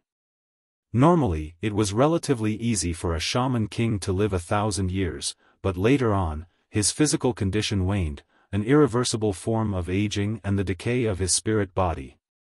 Therefore, 1,200 years was commonly the natural limit of Shaman Kings and Sanguine Earls. To continue living, one could only rely on various methods to survive. For example, sealing oneself and sleeping in a coffin deep within a castle. Klarman was nearly 1,400 years old and still brimming with energy. He didn't need to limit his movements, because he had received the primordial moon's blessings. This was also the reason why he had disappeared for so many years. Later on, he received a revelation from the primordial moon and joined the Rose school of thought. In this aspect, Klarman always had his suspicions. Sometimes, he believed that the mother tree of desire and the primordial moon were one entity. They were different sides of the same great existence. Yet, there were other times when he felt that the mother tree of desire and the primordial moon were not only different, but there was also a deep conflict between them. This resulted in the primordial moon believers not getting enough attention when they later joined the Rose school of thought. Apart from receiving some bestowments in the form of items, they were placed in non-critical positions. Just as Klarman was focused on sensing the crimson moon in an attempt to gain a revelation, the crimson moonlight that fell onto the cathedral's bell tower had pure red scales of light appear as they gathered together. It then manifested into Emlyn White, who wore a tuxedo and a bow tie. Behind this sanguine, a thick black gas emanated, forming a pair of illusory bat wings. Emlyn had already consumed the corresponding potion to remove his scent and spirituality fluctuations, allowing him to approach his target in secret. Of course, he was up against a demigod, a sequence 4 demigod of the same pathway. Even if he was fully prepared, he didn't dare get too close, or else he would easily be discovered. Looking at the window where Shaman King Klarman was, he examined the projection on the glass for a second. Emlyn White opened the bronze box with the rubies embedded in it, and he used his black velvet-gloved left hand to pick up the vision of White. His expression twisted as he experienced the pain that came from being exposed to the blazing sun. Suppressing the pain, Emlyn pushed the eyeball-shaped glass sphere to his right eye. All the buildings in front of him had suddenly disappeared from his vision, leaving only shadows of cold, crimson, or fallen evil. Among them, there was a figure that was like a huge black whirlpool that was crazily devouring the light around it, causing his body to become distorted. This was Emlyn's target, the ancient Shaman King, Klarman. A ray of light immediately lit up, condensing into a scorching, blinding light. It shot out from the vision of White and went straight for the figure behind the glass window. 1. Adapted from Job 24 verse 8, Old Testament.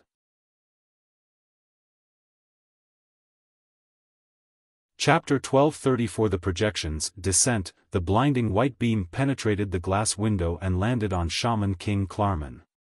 It then burst into an intense light, melting away all the undead, darkness, and evil. Klarman's figure burned with a white flame, as though he was a paper figurine that had been brought near red embers. But it really was a paper figurine, one that seemed to be condensed from the crimson moonlight. The Shaman King substitute spell, Moon Paper Figurine. As the paper figurine turned to ash, the ancient Shaman King appeared at the top of the cathedral and cast his cold gaze at Emlyn White, who was standing near the bell tower. At that moment, within Klarman's blood-red eyes, it reflected the figure of Sharon, who was wearing a black regal dress and a tiny bonnet. Her body stiffened as if she had lost control of herself. Seeing this, Emlyn didn't hesitate. It was as if he had practiced it 1,000 times before. He aimed his vision of White at the Shaman King's left chest and prepared to activate the Sun Domain's unshadowed spear. As long as this attack struck Klarman's heart, this Shaman King Klarman wouldn't be able to use Moonlight Transformation to resolve it. It would also be difficult for him to recover using an artificial vampire's super recovery abilities. Of course, this would definitely cause more serious damage to Sharon, who had possessed Klarman. However, if they could quickly resolve their target, she was willing to pay the corresponding price. In the previous discussions, Emlyn, Sharon, and Marek had already discussed a few similar plans and had come to a consensus. This was also the reason why Sharon didn't restrict Shaman King Klarman by tightening his clothes. Compared to a wraith's possession, that was easier to resolve for the opponent who could use Moonlight Transformation. As for whether Klarman would be ashamed of running naked, the answer from the magic mirror was no. Taking all these under consideration, they eventually chose to let Emlyn White attack the target, so as to deplete his moon paper figurine to create an opportunity for Sharon to possess him. The transparent glass sphere in Emlyn's hand glowed once again, extending out into a blazing spear that had turned extremely white. But at this moment, Klarman, who was standing at the top of the cathedral, suddenly underwent a transformation. A crack quickly split open in the middle of his forehead, as if there was a blood moon embedded in it. Moonlight surged out like a tidal wave, causing the illusory, blonde, blue-eyed Sharon to float out of his body uncontrollably. Klarman's stiff and slow movements barely restored to normal and, under the radiance of the full moon, he turned into a pool of blood, splitting into countless fragments of light. His figure rapidly took form on another steeple of the cathedral. Clinging closely behind him was Sharon. As for the unshadowed spear that Emlyn had created, it passed through the spot where Klarman was originally standing and flew into the distance, expanding into a miniature sun. The entire port city was illuminated. At the same time, Klarman's right shoulder began to squirm before something tore through his black robe and burrowed out. This was an exquisite male doll. It was only the size of a palm and wore a dark red, gold-patterned tuxedo. Its eyes had been dug out, leaving behind 2 black holes. The puppet sat on Klarman's shoulder and raised its hands, tapping all its fingers as though it was playing an invisible instrument. Sharon's figure was immediately ejected from Klarman's back, as though she suffered a serious repulsion. Emlyn felt his clothes tighten as they bound him tightly. His bow tie also came alive in a bid to strangle him to death. That doll was a Grade 1 sealed artifact given to Klarman by the Rose School of Thought. It was called the General of the Pupilless Eye. It was an item formed by a Sequence 4 demigod of the mutant pathway who had suffered a sudden death due to an accident. It had a living characteristic and could possess objects with spirits and awaken objects that didn't according to its wielder's will. However, the wielder needed to feed it with their flesh and blood, otherwise, it would gradually grow its eyes. Once this sealed artifact was in a good condition, it would transform into an evil spirit that chased after its original owner while abhorring all humans. When Emlyn heard the sound of his bones crying in pain from the burden, the vision of white that was burning his soul emitted a bright glow, turning the surrounding area into a land without shadows or evil. The effects of General of the Pupilless Eye had on his clothes were severed. However, at that moment, Klarman had already indiscernibly muttered a particular word with a cruel smile. He reached out his hands and pulled out an illusory door with many mysterious symbols engraved on it out of thin air. This was the Door of Summoning. The Moon Pathway's Sequence 3 was Summoning Master. Under the illumination of the full-blood moon on his forehead, Klarman, who was only at the Shaman King level, was able to complete a summoning. However, because of this, there was a certain change in his overall aura. He had lost a lot of his rationality, and his madness had deepened. Amidst the illusory creaking, the door of summoning opened up a crack. In the gaps, 2 human palms reached out. Their skin had no luster to it, and they lacked texture. They were like a most inferior cloth doll.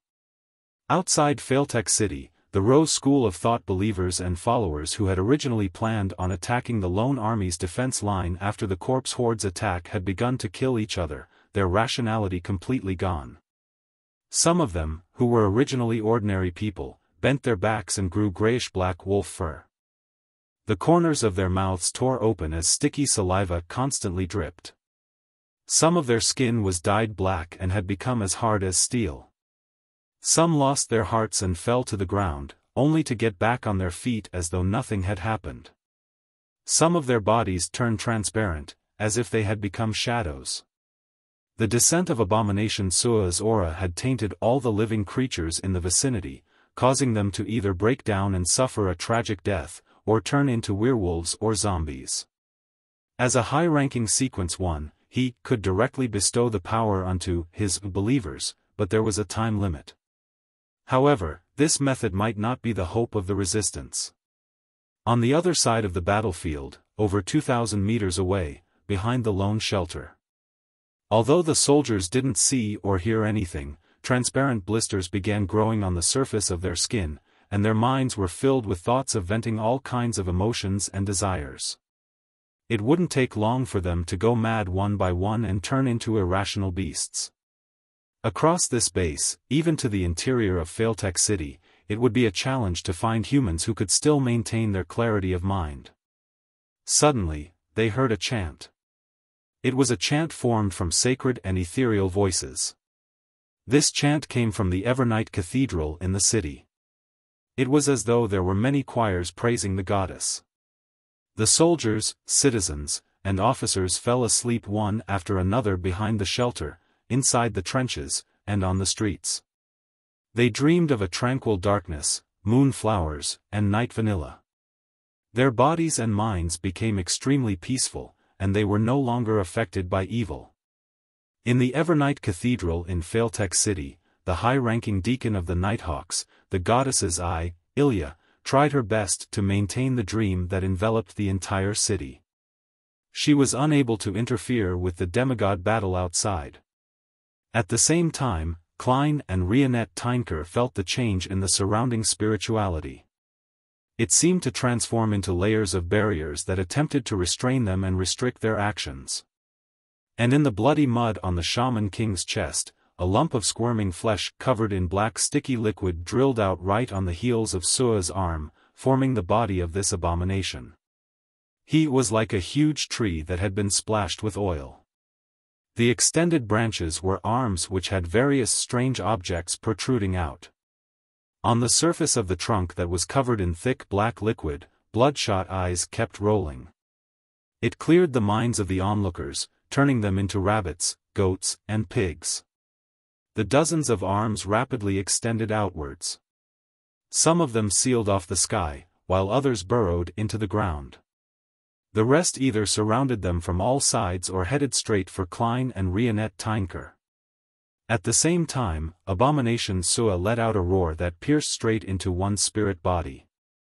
It caused the two targets to tremble at the same time, causing a certain degree of stiffness to rear its head. It made the crimson moonlight in midair become even richer, allowing a scene to appear on the red screen. The core to this scene was a mummy wrapped in a yellowing bandage.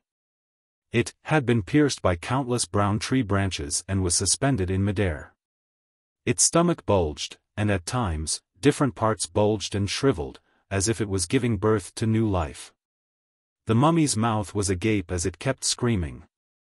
Although Klein couldn't hear any actual sounds, he felt pain resonating with his body and soul, slowly burdening him with the mummy's predicament. The Chained God. The roar of Abomination Sua was formed from ancient Hermes words that exceeded the imagination of humans. It was essentially praying to the Chained God and, he had successfully received a response. The Mother Tree of Desire was unable to infuse too much power into reality. If one wanted to pray to her and obtain feedback at the angel level, they required a large-scale ritual. Of course, the influence the Mother Tree of Desire directly exerted and her attention via the Chained God had qualitative differences. The Chained God was originally not a true god, but he had contained the mutant pathway's uniqueness and two sequence one beyonder characteristics, making him a king of angels. After giving birth to Abomination Sua, he even lost a sequence one beyonder characteristic. When he was completely overwhelmed by the Mother Tree of Desire, he similarly suffered a life of isolation. Therefore, regardless of the essence of the Mother Tree of Desire, the effect she had on reality was limited due to the indirect methods used. But no matter what, the trap targeted at Rionette Tynker was luxurious enough. As the projection of the Chained God appeared, the entire land was dyed with a dark red color. Klein felt that his connection with the spirit world had been severed, and he could no longer use teleportation. His figure instantly leaped into a sea of flames. Taking advantage of the opportunity when Rionette Tynker was fighting against Sua, he reached his hand into the void and grabbed at different spots. Finally, Klein pulled out a silver-black jewelry box embedded with various gems. Then, without any hesitation, he opened the second level. Box of the Great Old Ones. This Grade 0 sealed artifact second level could transfer all living beings within its range to a particular scene recorded by it.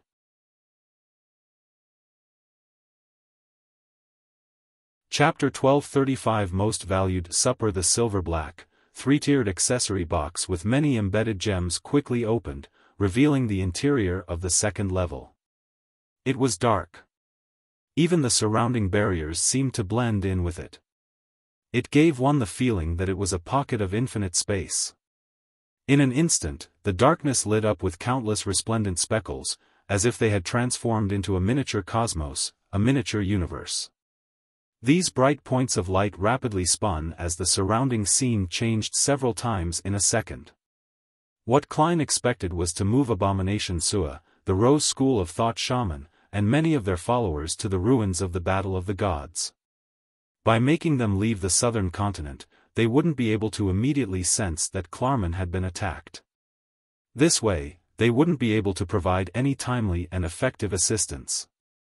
However, the second level of the box of the Great Old Ones had an element of randomness to it. The act of sending things to the designated scene succeeded a handful of times. Most of the time, the selected destination would suffer an unavoidable change. This was something that couldn't be influenced with luck, and at the very least, no one below Sequence 0 could do so. Therefore, when he opened the second level of the box of the Great Old Ones, Klein didn't know what would happen. It was the same as not using any Beyonder powers to cheat at gambling. He had to rely solely on observation to push out all his chips. This left his heart filled with anxiety. Of course, he wasn't too worried. No matter where the box of the Great Old Ones brought him and Miss Messenger, it was impossible to harm him in any way. After all, Rionette Tinker was fake, the box of the Great Old Ones was fake, and even he himself was fake. With this in consideration, even if he was thrown underground by the box of the Great Old Ones and faced a terrifying corruption, Klein could instantly dispel the historical void projection, enter Sapphira Castle to do a complete disinfection and sever all connections. Building on this foundation, he had the ability to help Miss Messenger's main body resist the corruption. Since it wasn't directly experienced, through the layer of a historical projection, the outcome was relatively better. The only thing he needed to worry about was that the random scene selected by the box of the Great Old Ones was where Miss Sharon and Emlyn were attacking Shaman King Klarman. That way, it would be equivalent to leading the main enemy force to head straight for his headquarters. This meant that they could only consider giving up on the operation, and he and Rionette Tinker would undertake the responsibility of helping all participants escape from the battlefield and escape the southern continent. The probability of this happening was very low, but he had to be wary. At that moment, due to the influence of Abomination Sua's aura, Klein's spirituality had frozen quite a bit. It seemed to bind his body and soul, but it still flowed into the box of the Great Old Ones, maintaining its open state. In the blink of an eye, the scene in the second level of the box of the Great Old Ones changed, revealing a tiny, vast sea. Klein, Rionette Tinker, Abomination Sua, the hooded Shaman King, and many Rose School of Thought believers and subordinates saw endless yellow sand and the extreme cold of the night. Other than the projection of the chained god, all the living beings on the battlefield were instantly transported to a desert. As for the projection, due to the departure of Abomination Sua, the connection was severed, preventing his powers from seeping into reality. Without the luxury of time to examine where he was currently, Klein dispelled the box of the Great Old Ones and snapped his fingers, summoning a scarlet flame as he constantly jumped within them. He had done so to avoid the attention of Abomination Sua, as well as grab the opportunity to complete the summoning of the historical void projection. At that moment, he heard an extremely evil roar. His mind suddenly went blank, and he temporarily lost all his thoughts. The scarlet flames he was immersed in came alive as well and, like a cage, bound him to the ground. With just a roar and the influence of some auras, Abomination Sua had already restrained him to a certain extent. If it wasn't for the fact that Rionette Tinker, who was in her peak condition, was his teammate, Klein's projection would have been helplessly executed. Perhaps his actual body would suffer certain effects. At this moment, the huge doll the size of a castle took a step forward and opened its tightly shut mouth. There was no sound, but the distorted wood that was covered in pitch-black liquid seemed to encounter a flood dike. It repelled backward and raised the arms with strange protruding objects. This was a curse that Rionette Tynker had been silently accumulating for a very, very long time. The root of the curse was the anger, hatred, and her grudge that had emerged after she suffered an attack. However, Abomination Sua didn't show any obvious changes. He only staggered a little and froze for a second before returning to normal. High-level existences were always able to restrain low-level beyonders of the same pathway. They could even exert a certain influence over space. And using this opportunity to escape the restraints of the flames, Klein used Creeping Hunger to flash to another side, avoiding the Blood Moon arrow created by the Rose School of Thought's Shaman King. He didn't dare to look directly at Abomination Sua. He seized the opportunity and reached out with his right hand to pull out from the void ahead. This time, he didn't drag anything out. Klein continued blinking about and repeated his actions. Then, he successfully dragged out a figure. It was none other than the leader of the Church of Evernights Ascetics, the Angel of the Concealment Domain, Ariana, who wore a simple linen robe and a tree bark belt. My report from before worked after all. A thought flashed through his mind as he activated Creeping Hunger once again and teleported elsewhere. The eyes of Ariana's projection darted slightly as her eyes instantly turned dark and deep. Following that, she joined in the battle between Rionette Tynker and Abomination Sua. With her help, Rionette Tynker, who was in a rather difficult situation and trying hard to create opportunities for him, finally managed to catch her breath. She didn't get possessed by Abomination Sua, nor did she become a real doll. The Rose School of Thought's Shaman King showcased his well-rounded aspect towards the darkness and moon domains. He attempted to use spells like Abyss Shackles to restrict Klein's movement, but the short-distance blinking was simply too effective. Without the projection of the Chained God and his influence of the surrounding area, and the interference of Abomination, Klein was like a fish in water. He was free and relaxed. He only needed to consider how to deal with his enemy's spells every 2 teleports. However, the Shaman King could hardly stop him in an effective manner due to the unpredictability of where he would appear next. During this process, Klein grabbed at the void a few more times until he dragged out a figure. This figure had bronze skin, black hair, and brown eyes. His facial features were soft and his gaze was cold. He wore a deep black robe embroidered with golden thread. He wore a golden crown and was none other than the former Death Consul, Azek Eggers. Another angel. The Shaman King's eyelids twitched as he watched. At this moment, Abomination Sua suddenly inserted multiple black arms into the desert. The desert nearby boiled and was blanketed with a thick black liquid. This extended into the distance and invaded the void, disrupting the overlapping of reality and the spirit world. Taking advantage of the fact that his teleportation wasn't completely affected, Klein blinked behind Mr. Azek. With him shielding him, he quickly grabbed at the air a few times. His arms suddenly sank and he pulled out a silvery white snake's tail. Another angel. The reason why he dared to directly summon the 3 angels was because this historical void projection of his was summoned by Rionette Tynker using the Staff of the Stars. The spirituality consumed was born by this ancient bane, not Furs. Otherwise, Furs would have already fainted the moment the Servant of Concealment, Ariana, descended. There was no way she could endure spirituality expenditure such as this. Furz's purpose was to first summon Gehrman Sparrow's historical projection so that he had plenty of time to set up the ritual and bring the Staff of the Stars to the real world. Then, the maintenance of the historical projection would be dispelled, allowing him to return to the fog and have Rionette Tynker summoned another him. In less than 10 seconds, as Abomination Sua had focused his attention on Rionette Tynker and subconsciously belittled Klein, leading him to not only losing the help of the Chained God's projection, but also being thrown from the state of being the one who had laid an ambush to the one being besieged by 4 powerful angels. Without any hesitation, this sequence one angel opened his mouth and chanted in ancient Hermes words. He had once again prayed to the chained god. When the door of summoning opened in front of Shaman King Klarman, just the extension of two trembling hands was enough for a thought to abruptly flash across Emlyn White's mind. The other angel of the Rose School of Thought, the King of Curses, Baranka. This was information provided by Sharon and Merrick. Upon seeing this, Emlyn's mind tensed up. Without any hesitation, he waved his arm and threw the vision of white at the door of summoning. This was partly because he was experiencing a battle at the demigod level for the first time, so he couldn't help but overreact. On the other hand, he wasn't worried about losing the vision of white.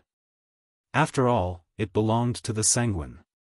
At worst, he would repay it in the future over time. At the same time, even without the sealed artifact, he still had other mystical items to use, such as Lamino's travels. With the notebook, Emlyn could summon the unshadowed crucifix to replace the vision of white. After the eyeball-shaped glass sphere flew out, it continuously absorbed the light along the way, bringing with it extreme darkness. When it got close to the door of summoning, the vision of white suddenly exploded into an extremely brilliant glow. Like a blazing sun at noon, it enveloped both the hands and the door, melting away all evil, degenerate, darkness, filth, and undead auras. The full blood moon on Klarman's forehead was clearly affected. All the light beams were compressed to his side, preventing him from affecting his surroundings. Seizing this opportunity, Sharon's figure that appeared in midair distorted, turning into a human-sized puppet. This puppet was identical to Shaman King Klarman. It had messy, black and white hair and a pair of bright red eyes. As for Emlyn, he raised his left arm and revealed a translucent ring that was worn outside his gloved index finger. The ring seemed to be made of light red amber, and there was a blood-colored gem embedded on it. Lilith's ring. This was a ring personally made by the Sanguine ancestor, the ancient goddess, Lilith. It could project a door that led deep into the spirit world for a certain amount of time, summoning an unknown creature. Emlyn wasn't sure what he would obtain. He only knew that, under normal circumstances, the summoned object was usually slightly stronger than him, but the possibility of directly pulling out a demigod wasn't impossible. At the tip of the ring, the blood-colored gem emitted a faint glow as an illusory door covered in mysterious patterns appeared in front of Emlyn. The door creaked open, the gap in the door widening. Shaman King Klarman had just recovered his senses from the sun's illumination when he saw a moon rise up behind the door of summoning. It was a bright moon, one that was slightly silver in color.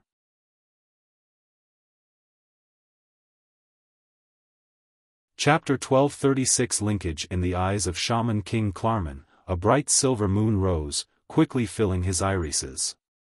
This was completely different from the normal crimson moon. It also wasn't the blood moon that occasionally appeared. It was similar to the abnormal state of the moon from not too long ago, but there were also certain differences. It illuminated Klarman's eyes and body, causing him to instantly lose contact with the crimson moon. That also meant that, before things went back to normal, Klarman could no longer attempt moonlight transformation, nor could he teleport within the range of the crimson moonlight's illumination. Suddenly, a word appeared in the mind of this Shaman King of the Moon Domain. Lilith. The ancient goddess, Lilith, who once controlled the moon pathway.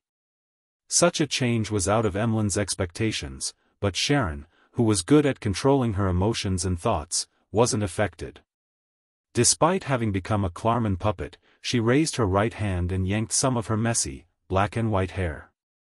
Almost at the same time, on the Shaman King's head, a tuft of white hair fell on its own without him suffering any attacks. The door of summoning he had just opened had been dissolved by the full might of the vision of white sun rays. This wasn't because the Rose School of Thought's angel, who had been summoned, was unable to resist the Grade 1 sealed artifact, but that the door of summoning couldn't withstand such a special attack. In addition, the King of Curses, Baranka, had only extended 2 hands out. This limited the amount of power that could remotely be projected via his descent. The evil aura that permeated into the real world had also been purified by the vision of white, preventing it from affecting Sharon and Emlyn. At that moment, without the door of summoning, Baranka could only retreat to where he was originally. He had to wait for the next summoning or for Shaman King Klarman to pray. As an angel, he had the status required to respond to prayers throughout the world. When that strand of hair fell, Sharon, in her Klarman puppet state, didn't hesitate. Her right hand naturally slid down from her forehead. She grabbed the exaggerated crack that had the full-blood moon embedded there and forcefully pressed it down. Klarman couldn't help but let out a blood-curdling scream. The flesh on his forehead turned into a bizarre blur as they filled up the terrifying crack, blocking the miniature, full moon. This was one of the beyonder powers of a Sequence 4 puppet of the mutant pathway, called the Source of Curses. Apart from being able to influence non-living creatures, puppets could also turn into mystical puppets and magical paper figurines. Through the connections established, they could use various methods to curse their targets. This beyonder power would undergo a qualitative change when they reached Sequence 3. At the current stage, it resulted in mutually destructive damage. Under normal circumstances, puppet demigods rarely used it. In other words, a puppet had to hurt themselves to hurt their enemy. The reason why Sharon dared to do so was because she was certain that since both she and her target were at Sequence 4, as a wraith and zombie, she would definitely be able to withstand the damage better than a vampire.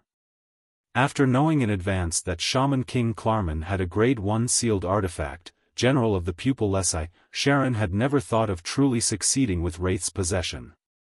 Her main goal was to use this method to establish a connection with Klarman to prepare for the subsequent curse. The tuft of hair she plucked symbolized the official start of the curse. Destroying the target's full-blood moon on his forehead was to prevent him from establishing the door of summoning once again, which would lead to pulling a Rose School of Thought's angel into the battlefield. Of course, as a demigod, Klarman wasn't going to die so easily from a curse. In the past, he would be able to use moonlight transformation and illusory bats to weaken the damage brought by the curse. Then, via constantly moving at high speeds, he could avoid attacks while chanting the honorific name of a Rose School of Thought's angel. However, under the silvery white moon's illumination, his body seemed to freeze, preventing him from completing the series of actions. While Klarman's mind raced, the General of the Pupil Lesai puppet on his shoulder, stood up and let out an ear-piercing scream. The glass windows around them shattered, transforming into bullets that shot towards the floating Sharon. Without anyone controlling the eyeball-like glass sphere, it flew up on its own, causing a gigantic pillar of light that had flames swirling around it to descend. The pillar of light enveloped Sharon, causing the surroundings to turn bright as though it was daytime. The General of the Pupil Lesai could influence ownerless mystical items, allowing them to help it. Amidst the flaring sun, Sharon, who had transformed into Klarman, showed clear signs of melting as her face contorted uncontrollably.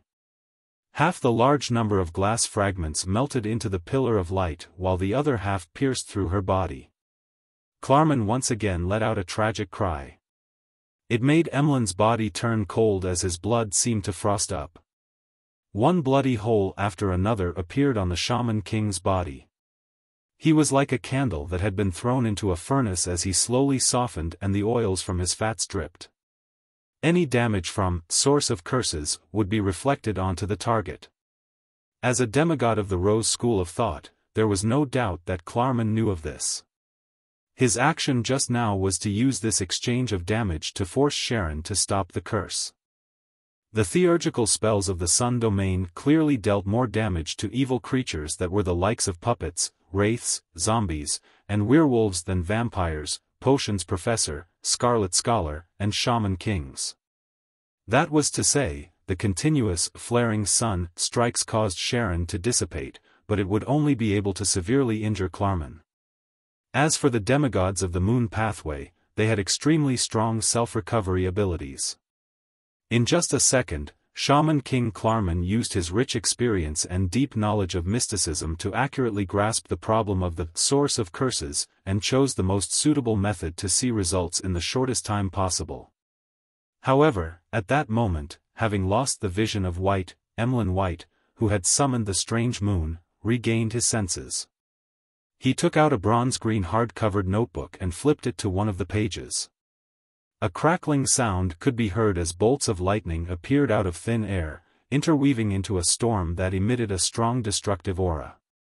Instantly, the Shaman King Klarman was swept in. Lamino's Travels, Thunder Storm. Having temporarily lost moonlight transformation and the ability to blink within a certain range, Klarman was unable to dodge the attack. He was smote by bolts of silver lightning.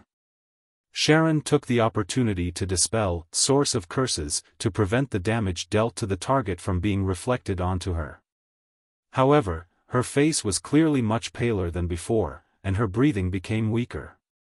The pillar of light from blazing sun had indeed caused quite a significant amount of damage to her. The silvery white blob that blasted quickly extinguished, and Klarman's body was already pitch black. His charred skin and flesh were constantly peeling off. Pieces of flesh were squirming and growing. The general of the pupilless eye's body rapidly turned incorporeal, as though it had turned into a specter. It was prepared to possess Klarman and move him away from the area to prevent any subsequent blows. At this moment, a blonde, red-eyed head suddenly appeared and bit the head of the exquisite doll. Klarman, who remained groggy, subconsciously looked over and saw a headless lady. This lady was wearing a dark and complicated Gothic long dress and holding 4 blonde, red-eyed heads. Rionette Tynker. In that vast desert, the eyes of Rionette Tynker, who was attacking Abomination Sua with Azek, Ariana, and the giant silver serpent, suddenly glazed over. Her actions turned stiff as she attacked purely on instinct. This was part of Klein's plan.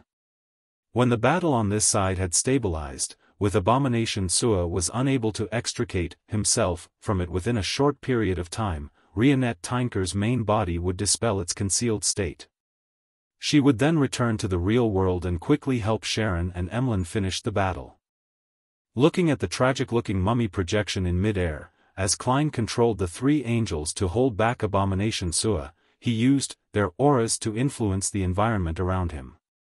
He switched from teleportation to a flaming jump, and he continued to deal with the Rose School of Thought's Shaman King.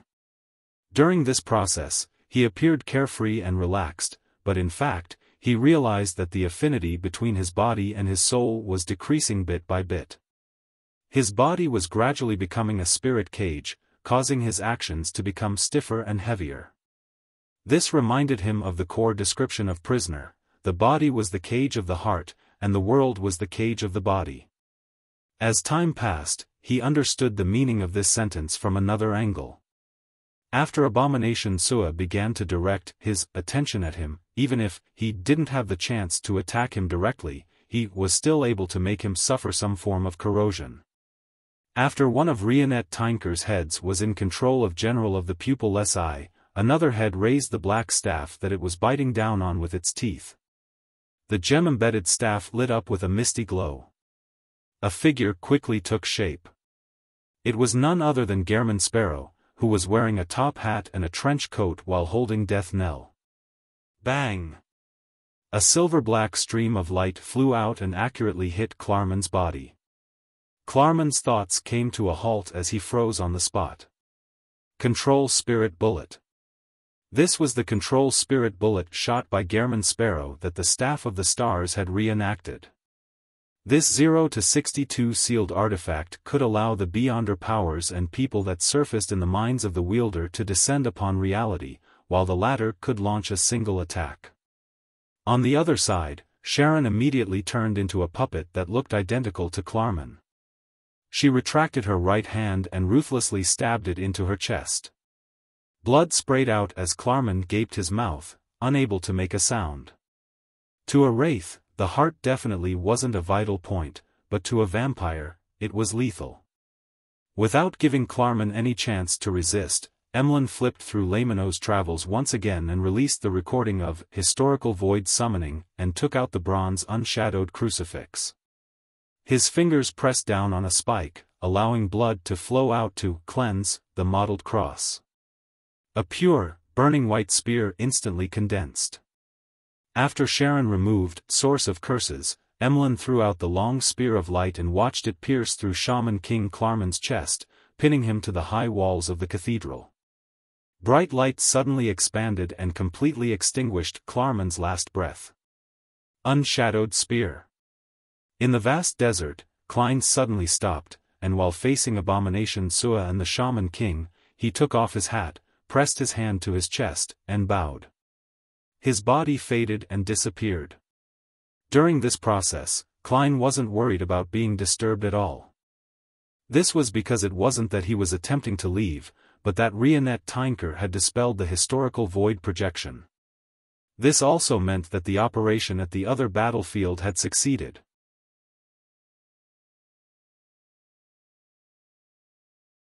Chapter 1237 Distribution. As the golden rays of light shone down, Klarman, a Shaman King, who had lived for more than 1,000 years, collapsed into pieces at the entrance of the Evernight Cathedral.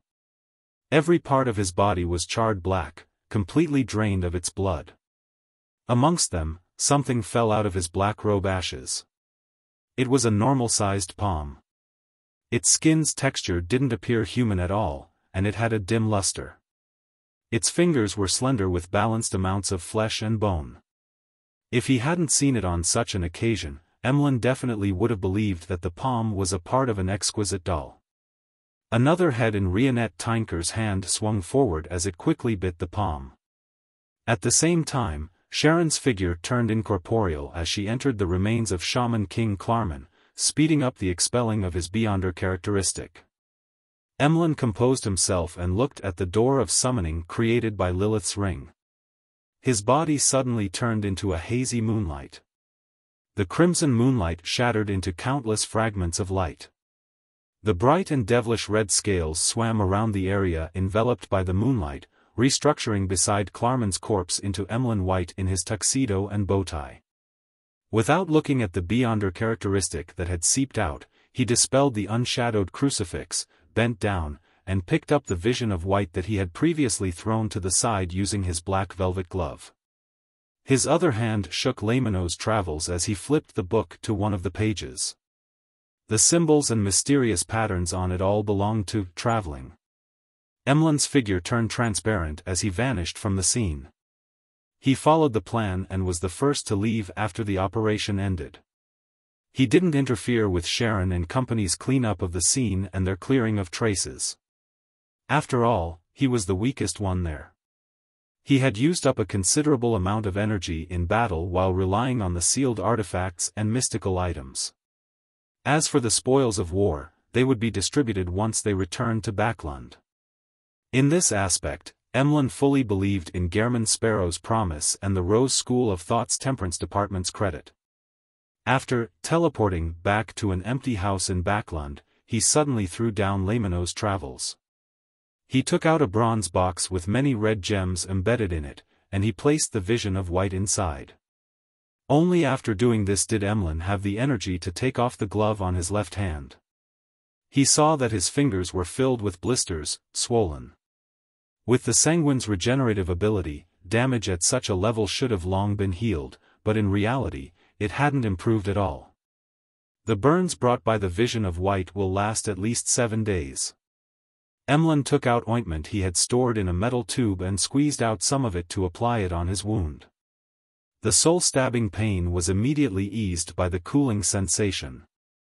Emlyn slowly exhaled as though he had finally resurrected.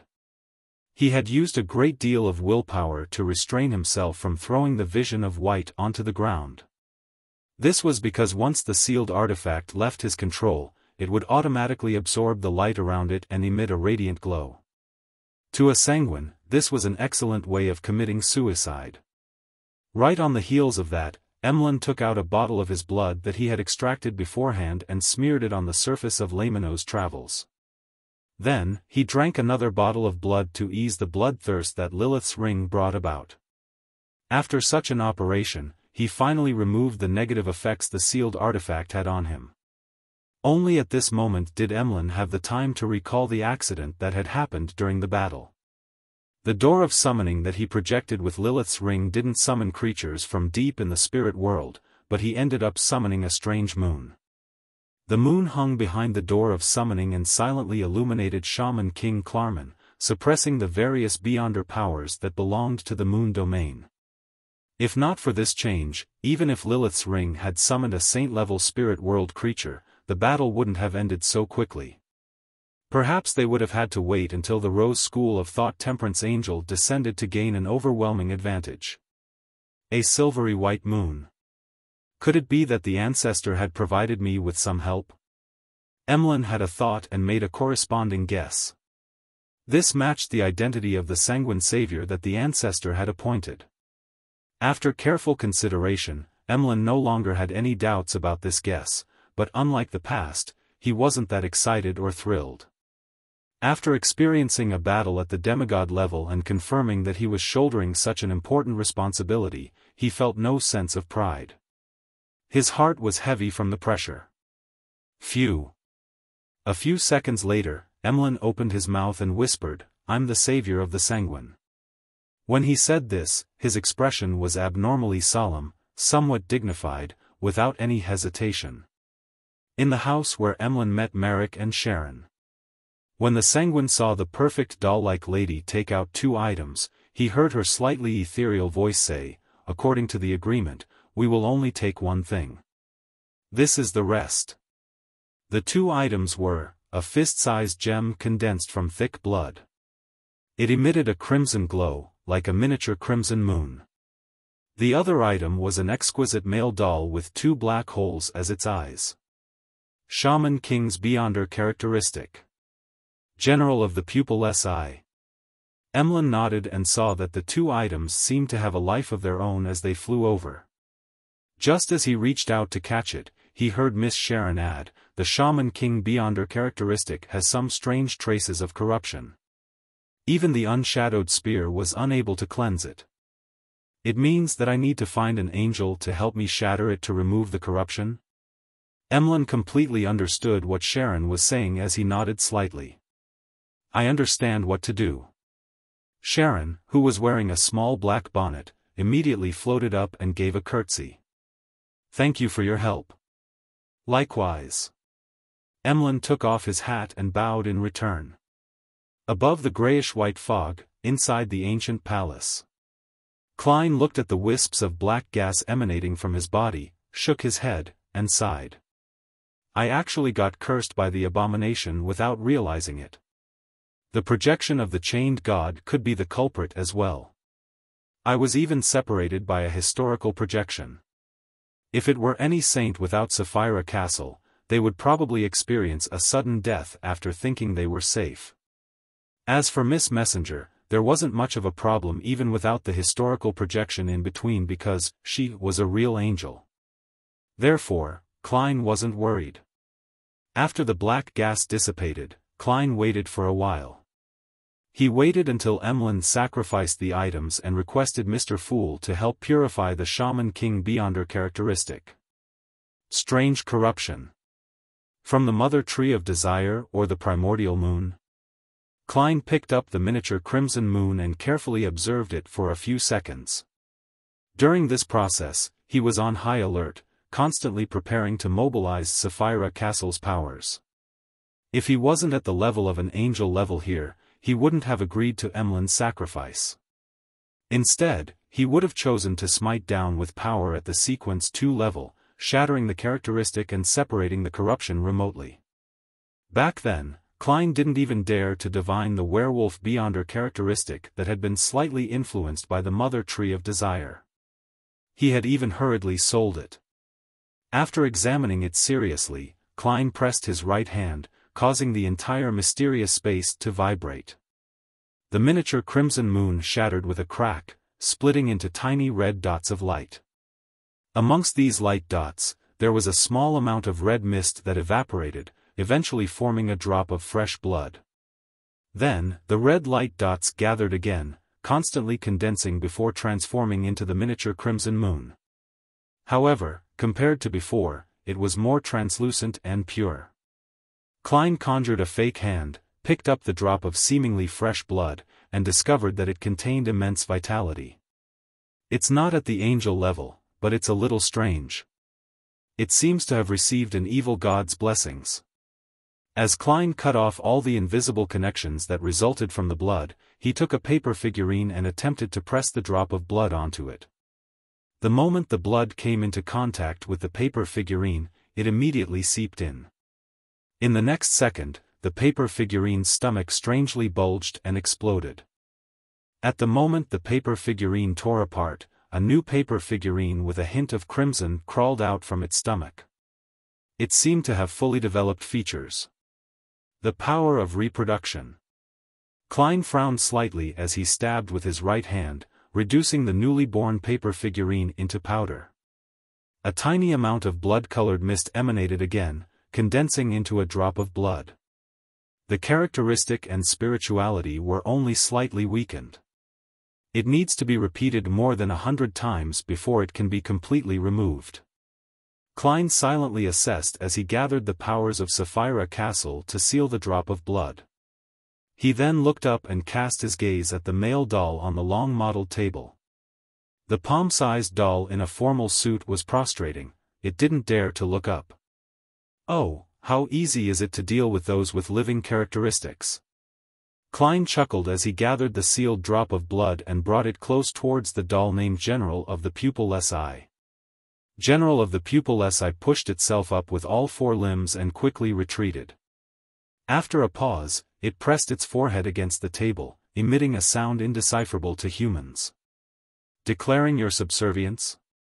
Very good, Klein replied with a smile and casually instructed, show me your abilities. After a series of demonstrations, he confirmed that General of the Pupilless Eye could possess a target and affect lifeless items. It also had some level of control over mystical items that no one possessed or had spirituality injected into. The latter power might be very useful at certain times. Klein nodded slightly and beckoned for it to jump into a box he conjured. After carefully sealing it, Klein threw the box and the drop of blood into the junk pile to let them familiarize themselves with their future lives.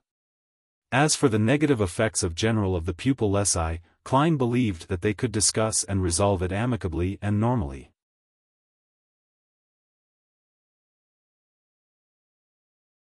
Chapter 1238 Hypothesis. After dealing with the spoils of war and bestowing the purified shaman King Beyonder characteristic to Emlyn White, Klein was in no hurry to leave Sapphira Castle. He simply reviewed the battle today. One thing he focused on was Abomination Sua's performance in various aspects, so as to assess how powerful an angel was. If I encounter him head-on and do not hold back, I might not even have a chance to summon an angel projection. Unless I succeed on my first attempt. Of course, my target, Dark Demon Wolf, is a Sequence 2 Miracle Invoker. As for Abomination Sua, he is already a Sequence 1. The gap between the two is likely quite significant.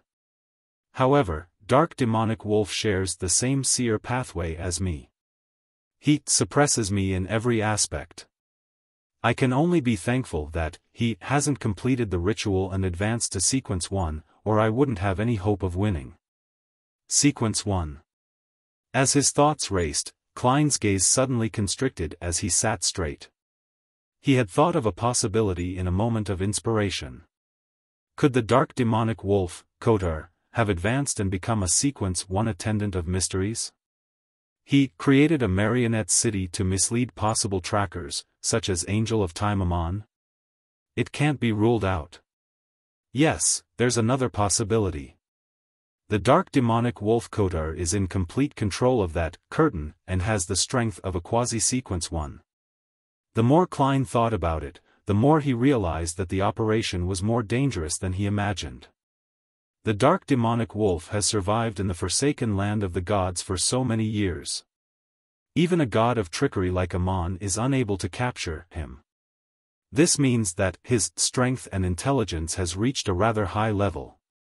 I still have to make more preparations for hunting him. Klein frowned slightly and slowly exhaled. Backland, Westborough, within the Odora family's villa. Emlyn sat on a leather sofa in the living room, crossed his right leg, and placed it on his left thigh, patiently waiting for Baron Cosme to enter.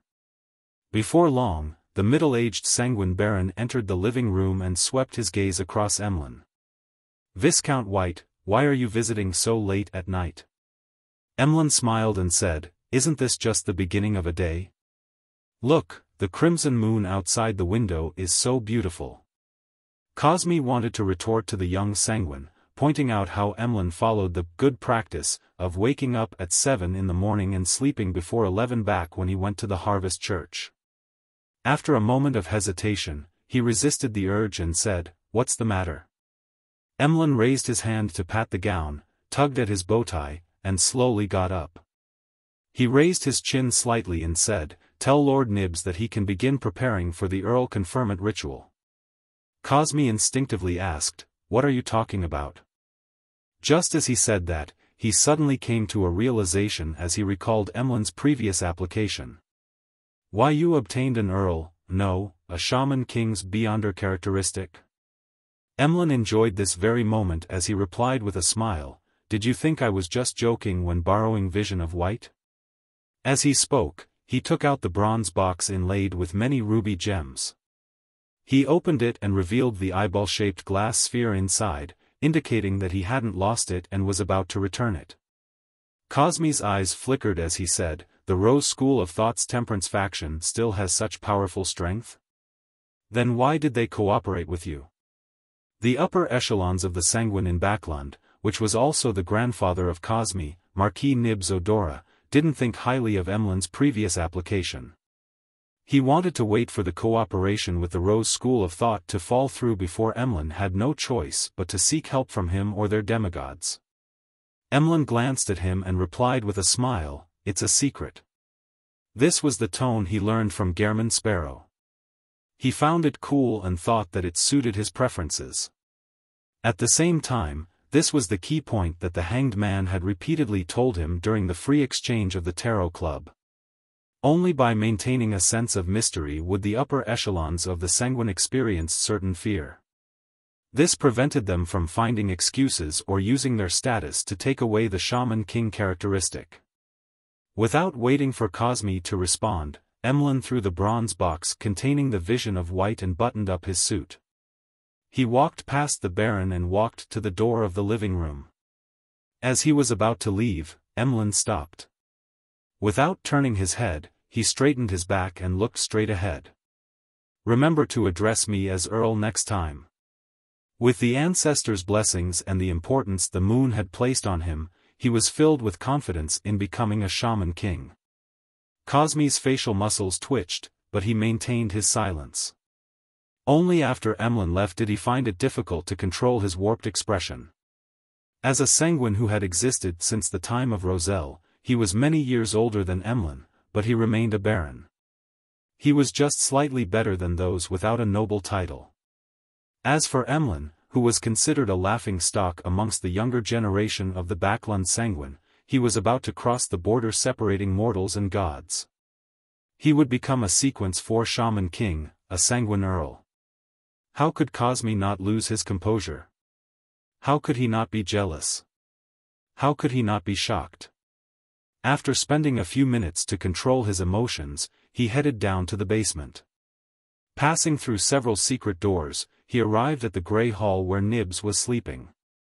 "Grandfather, Emlyn's operation has succeeded." Inside the black iron coffin, there was a brief silence.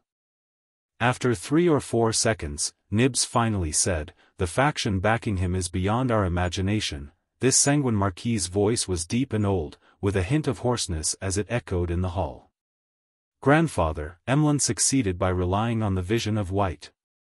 A portion of the items he obtained rightfully belongs to the race," Cosme said with some anticipation, feeling somewhat indignant.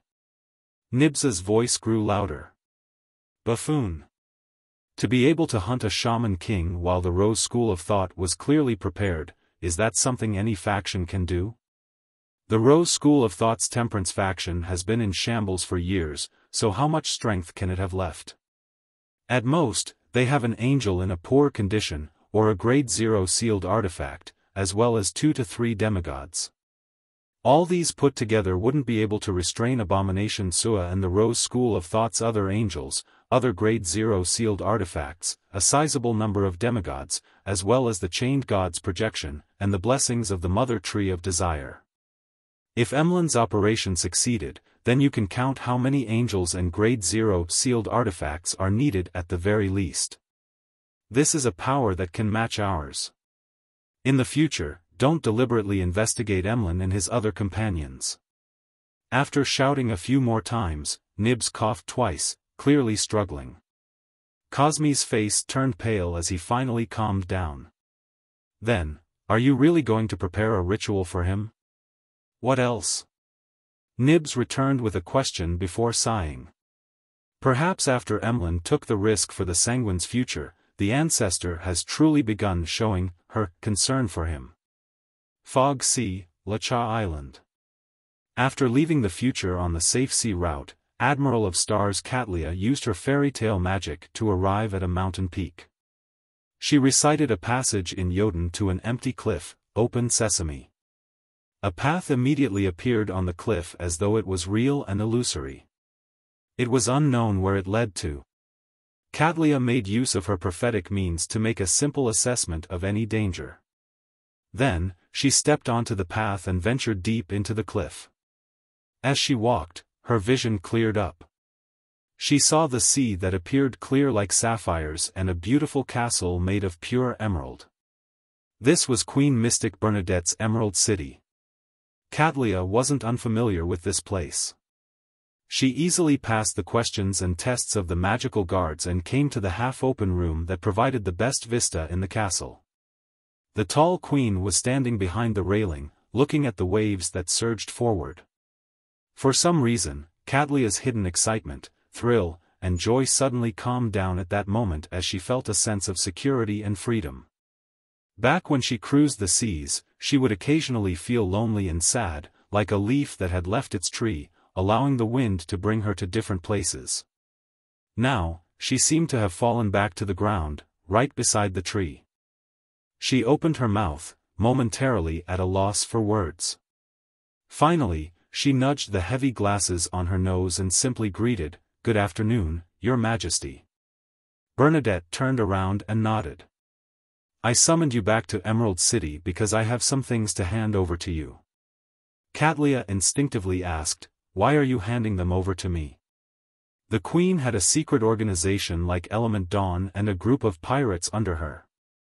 Bernadette didn't directly answer Katlia's question as she said, "I previously received a clue and left Backlund in a hurry." "I remember the matter," Katlia interjected. Bernadette's long and straight eyebrows twitched slightly. "Through this clue, I managed to piece together an incomplete sea map from the descendants of Edwards, William, and Polly. It records the area my father had explored in the Fog Sea those years. With the help of this sea map and my prophetic abilities, I can roughly guess that a particular area out at sea that is far away from the safe sea route might be hiding his secret. I plan on heading there on the dawn to do an extended search. I'm not sure when I can return. Perhaps I will never be able to return. Therefore, I have to hand over some items and matters to you in advance." After listening carefully, Katlia said without hesitation, "I'll go with you. It is my father. This is something I have to do, alone." Queen Mystic Bernadette slowly shook her head. Katlia fell silent for a few seconds before saying, "If you don't return, would do the same."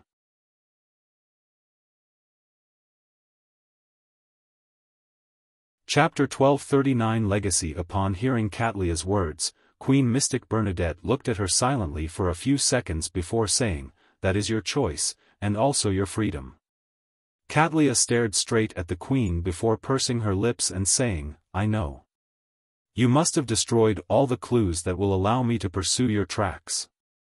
To you, this is to end the past, all of it, regardless of whether you return." The chestnut-colored hair casually draped over Bernadette's shoulders as she maintained her silence as if she was using this method to confirm the Admiral of Stars's guess. When Catlia saw this, she smiled bitterly and said, "I won't harp on how I'll do everything I can to find you if you were to remain lost for half a year or a year. I just want you to remember to recite Mr. Fool's honorific name when the danger is gravest." She said that title frankly. Queen Mystic Bernadette slowly nodded and said, "I will keep that in mind." Catlia immediately revealed a smile as she said with misty eyes, "What items and matters need to be handed over to me?" With a flip of her hand, Bernadette took out an item from somewhere. The item was entirely gold in color, like a miniaturized kettle. Its surface was covered with mysterious and complicated symbols, and a part of a lamp's wick extended out from the mouth. Its name is the Magic Wishing Lamp. Its serial number is 0-05. It might have originated from the first epoch, and even a true deity can't shatter it. Normally, it wouldn't cause any harm, nor would it be of any use. However, it will constantly tempt you to rub it through dreams and illusions, to summon the genie. Queen Mystic Bernadette simply introduced the item's origins and effects. The genie claims to be eternal and can grant you any 10 wishes, but often, they are fulfilled in an extremely warped manner or with terrifying consequences. My father told me that the holder can avoid the harm brought by the first 2 wishes through proper wording and preparations, but the third wish is absolutely forbidden. At this point, Bernadette emphasized, absolutely forbidden. It sounds easy to get around it, Catlia thought for a moment before saying, "Can't you make 2 wishes before giving it to me? I'll make another 2 wishes, then give it to Frank, Heath, and the others. This will allow for many things to be done." She was only using Frank as an example. She had no intention of letting him come into contact with something so dangerous. Holding the magic wishing lamp, Bernadette shook her head indiscernibly and said, "The owner is different from the wielder. Before I die, even if you obtain the magic wishing lamp, you will only be a wielder. The first wish you make will also be counted as my third wish and your first wish. Also, although we can craft our words and make preparations to avoid the damage caused by the fulfillment of the wishes, this does not mean that the genie isn't intelligent. On the contrary, he is very smart, very cunning, and has a very strong sense of autonomy." Catlia tersely acknowledged. "Then, is there any wish that he cannot fulfill?" "Nothing at the moment, but if it involves the level of a true deity, the distortion of the wish will exceed your imagination. To put it simply, if you wish to become a sequence 0 true deity, then your body and soul will meld into one with an unknown evil god. Remember, the genie's requirement is that the wish has to be simple and concise. Otherwise, he will reject it and treat it as if you have already made a wish," Bernadette explained. With that said, she got an invisible servant to fly towards Catlia with the terrifying sealed artifact 0-05.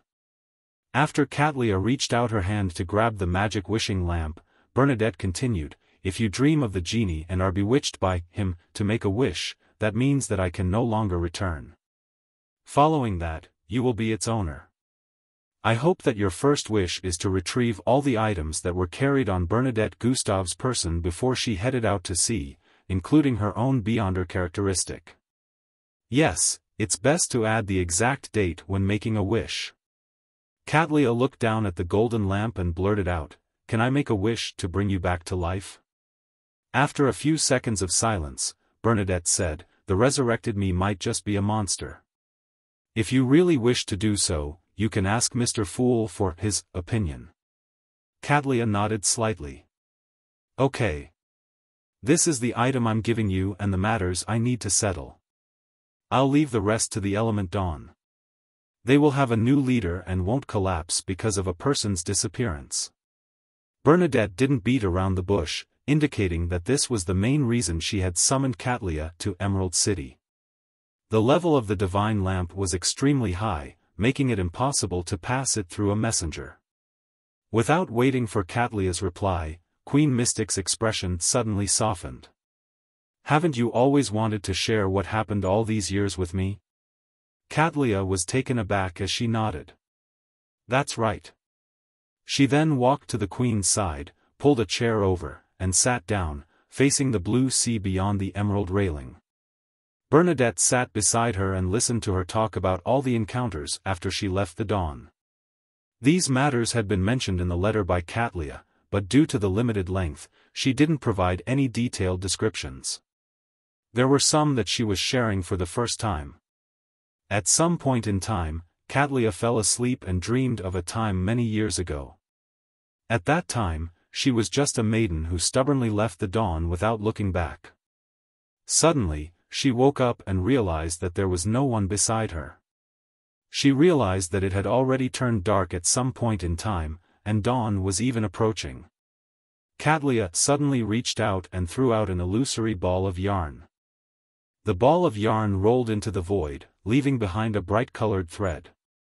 Following this thread, Katlia walked through the spirit world as though she had mastered teleportation and arrived at the periphery of Lacha Island. She stood at the edge of the cliff and cast her gaze into the distance. She saw that on the dark blue sea, a gorgeous and huge sailboat, which was tinted with an orange glow, was steering towards the horizon. Katlia slowly sat down and leaned forward slightly. She hugged her knees and looked in that direction for a long time. The sun gradually rose and shone on her. In Backlund, at a soup kitchen. The veil-wearing Stellan Sammer no longer lowered her head like the previous few months, afraid that others would recognize her. The only worry on her mind as she anxiously looked ahead was if the free food would last until it was her turn. She could vaguely hear gunshots echoing in the distance. She didn't know if the armies of Faysak, Intis, or Fainapotter had breached the final line of defense, or if the police were dealing with a looter. Please end it. Please end this war quickly. Stellan, who had gone to 3 soup kitchens, silently prayed. At this moment, a staff member raised his voice and said from a few meters away, "All the food here has been handed out." Stellan's face turned ashen. She looked up at the dark sky and dragged her feet in despair and numbness before returning to the house at 17 Minsk Street. The moment she opened the door, her 2 children rushed over and raised their innocent faces. "Mommy, did you get any bread?" "Mommy, I'm hungry." They were twins, a boy and a girl. Both of them were very adorable. Stellan held back her tears and forced a smile. "Yes." She then entered the house, took out some pieces of bread she had stashed, and split it among the 2 children.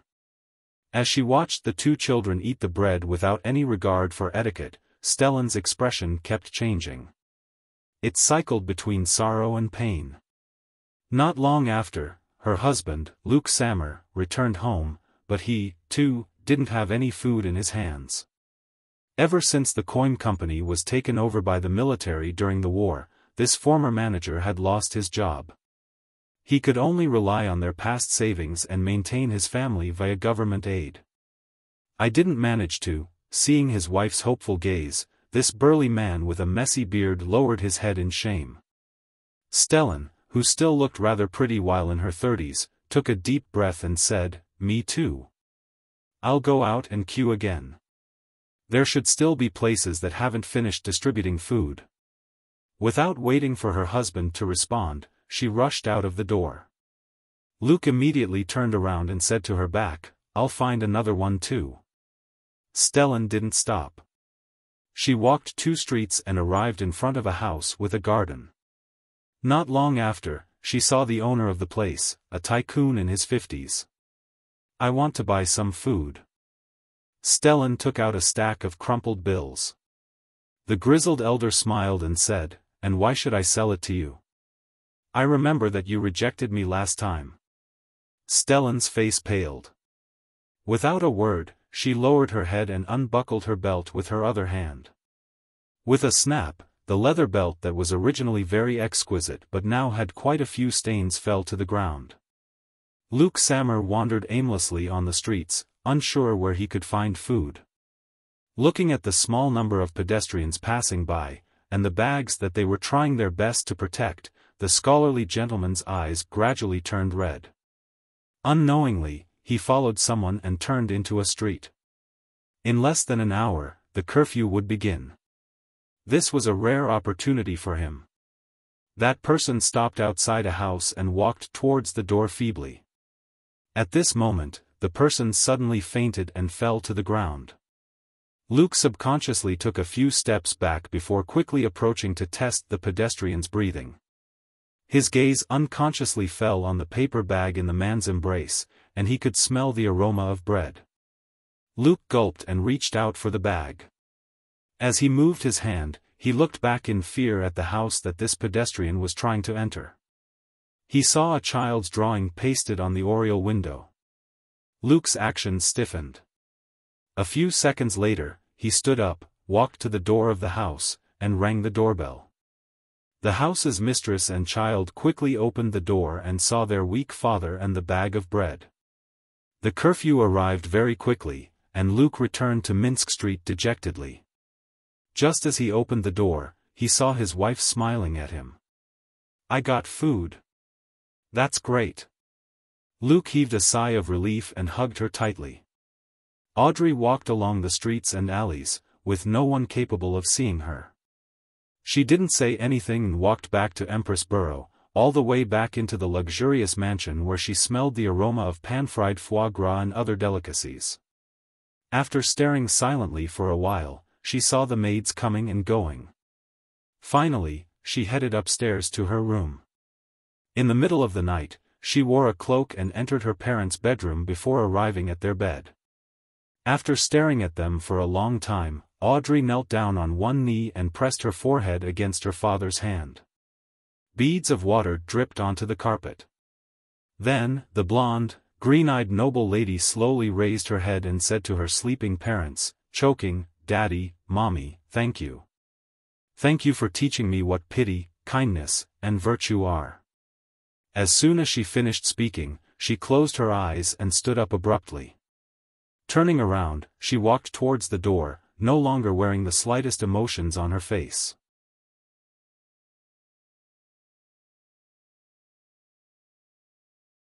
Chapter 12:40 The tide in the early morning, Earl Hall woke up at his usual time and took a stroll in his garden and lawn. By the time he finished looking at his beloved thoroughbreds, he returned to the third floor of the villa and changed out of his outing clothes. His wife, Caitlin, had already woken up and was instructing her lady's maid to relay her thoughts to the rest of the servants. "It's time for breakfast." Earl Hall stood beside the coat rack and smiled at his wife. At that moment, he heard a commotion outside, one that was getting closer and closer, but it did not quell. With a slight frown, Earl Hall turned his head to look at his valet.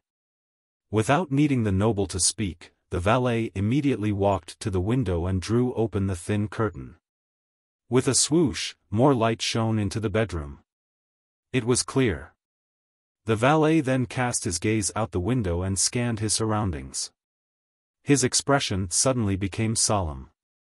He turned around and glanced at Lady Caitlin, who was still talking to the lady's maid. He walked quickly to Earl Hall's side and said in a low voice, "A protest. Many people are protesting." A protest? Earl Hall was no stranger to this term. As a powerful Lone Kingdom noble, and the second largest shareholder of the Constant Coal and Steel Consortium, he had seen many workers protest in demonstrations, requesting for a rise in their weekly salaries, as well as stipulate for maximum working hours. During the past 2 months, Backlund had also undergone several protests due to various problems, but they were quickly suppressed without causing too much of an impact. His gaze moved back and forth across his valet's face for a few seconds. Eyes narrowed, he acutely sensed that the protest today might be different from what he had imagined. Without batting an eyelid, he walked to the window. Looking out, Earl Hall's eyes suddenly froze. With the advantage of being on the third floor, he saw that the roads were filled with dense hordes of people, extending far into the distance.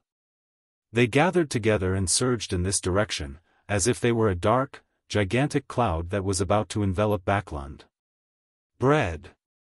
We want bread!" The shouts of tens of thousands of people, and even more people, grew into a crescendo, one that was loud and clear. It made Earl Hall's scalp tingle.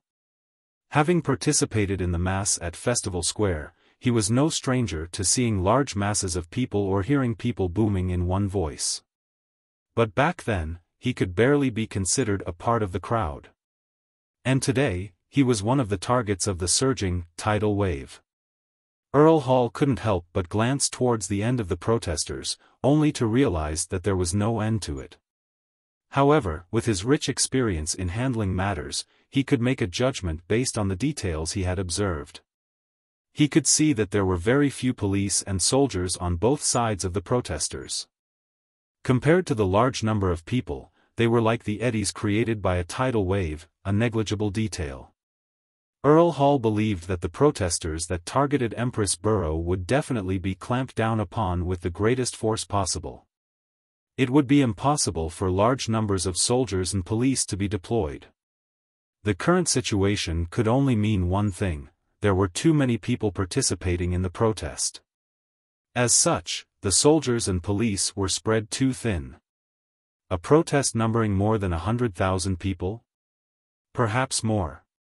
A protest arising from a food shortage can turn into a riot and looting at any time. It might still seem orderly now, because there are many organizers and leaders? Damn it! Didn't MI9 and the various churches notice any signs? How could such a large-scale protest be organized overnight?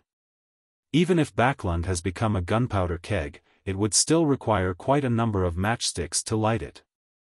Thoughts ran through Earl Hall's mind as his expression grew graver. Bread! We want bread! The shouting became louder and more uniform, as if there was a tsunami in the city. At that moment, the servants in Earl Hall's mansion sensed the commotion. All of them went to the windows and looked beyond the compound gates. Their faces turned pale, as though they had encountered a flood that could not be avoided. Bread! We want bread! Countless voices converged together, as the dense masses exuded a suffocating presence. Earl Hall snapped to his senses. He subconsciously wanted to get someone to send a telegram to the royal family to get them to organize an army to suppress the protesters. However, after further observation, he realized that quite a number of protesters were wearing military uniforms and were disabled. Bread! We want bread! The soldiers in charge of maintaining order looked at the protesters with pity and pointed their guns at the sky. Among those people were their old comrades, their parents and children, their friends, neighbors, and large numbers of people who simply desired the same right to live like them. They just didn't want to starve to death. How could they not feel pity and empathy? At first, such feelings might have arisen in a handful of soldiers and police, but it quickly spread to almost everyone. In the past, under their officers' supervision at gunpoint, they would have accepted all orders without any protest. But now, many people were thinking, any son of a bitch who dares to get me to fire shall be fired upon. Bread! We want bread! From the shouts and the impact of the huge crowd, the color in Earl Hall's face drained. He couldn't help but retract his gaze and look at the guards and bodyguards gathered outside the house. He looked at the beyonders of the Church of Evernight who were responsible for protecting his family, and he realized that the reactions of the two were different. The guards and bodyguards were filled with fear. The expressions of the secretly hired beyonders had already become rather solemn. As for the protectors from the Church of Evernight, their gazes were filled with pity and empathy. To the Church, I might be equivalent to 1,000 believers, but there are tens of thousands, hundreds of thousands, or even more. Earl Hall instantly came to a realization of the consequences of what he had planned to do. Even though they were armed to the teeth, there was no way they could fend off so many protesters with just a few bodyguards. Once the conflict erupted, the beyonders of the Church of Evernight couldn't be counted on at all. It was already a blessing by the goddess if his family could escape Empress Borough with the bodyguards he hired. For the first time, Earl Hall experienced the strength of the masses. He experienced the terror of the unity of people. As this thought flashed through his mind, he immediately turned his head and instructed his valet, "Send a telegram to the Prime Minister and send a telegram to the other nobles. Say that I'm willing to take the lead and donate most of our food. Get them to remain calm." As the radio signals exchanged across the air, the nobles living in Empress Borough all learned of his attitude. The present Duke Negan looked out the window with a serious expression. After a moment of silence, he exhaled and said to the male secretary beside him, "Protect the mansion and give up any forceful stance. Follow Earl Hall's lead. Also, make the merchants who are hoarding food the first examples."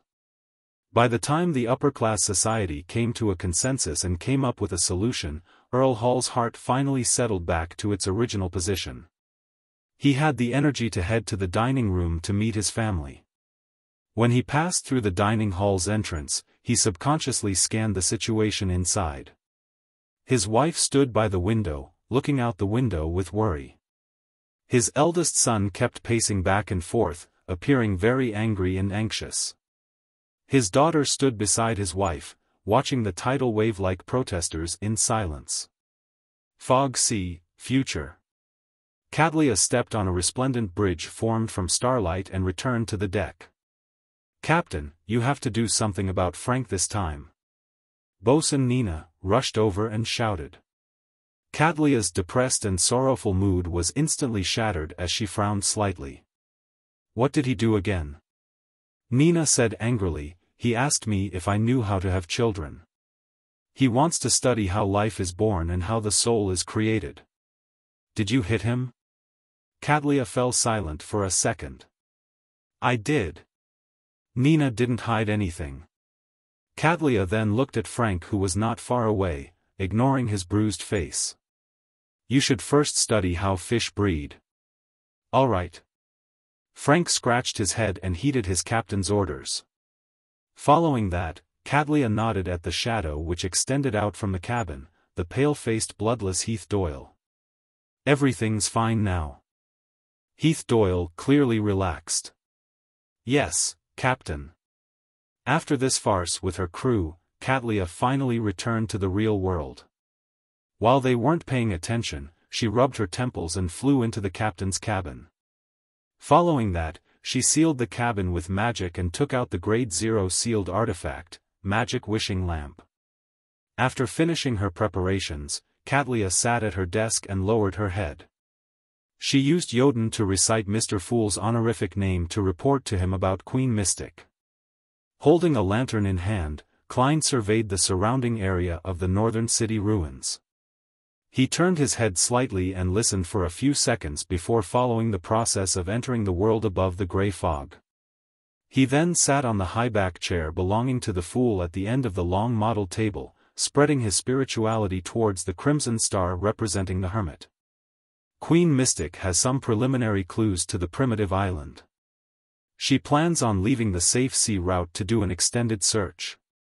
That primitive island was discovered by Emperor Roselle by chance. It's very likely that one of his 9 secret mausoleums is hidden on it. This is the only one that hasn't been discovered and destroyed at the moment. It's the hope of the Emperor's resurrection. However, the living beings on that primitive island seem to worship an unknown power that comes from the cosmos. Just understanding the cosmos that will lead to corruption. I need to remind Ma'am Hermit to warn Queen Mystic. Magic Wishing Lamp. Magic Wishing Lamp?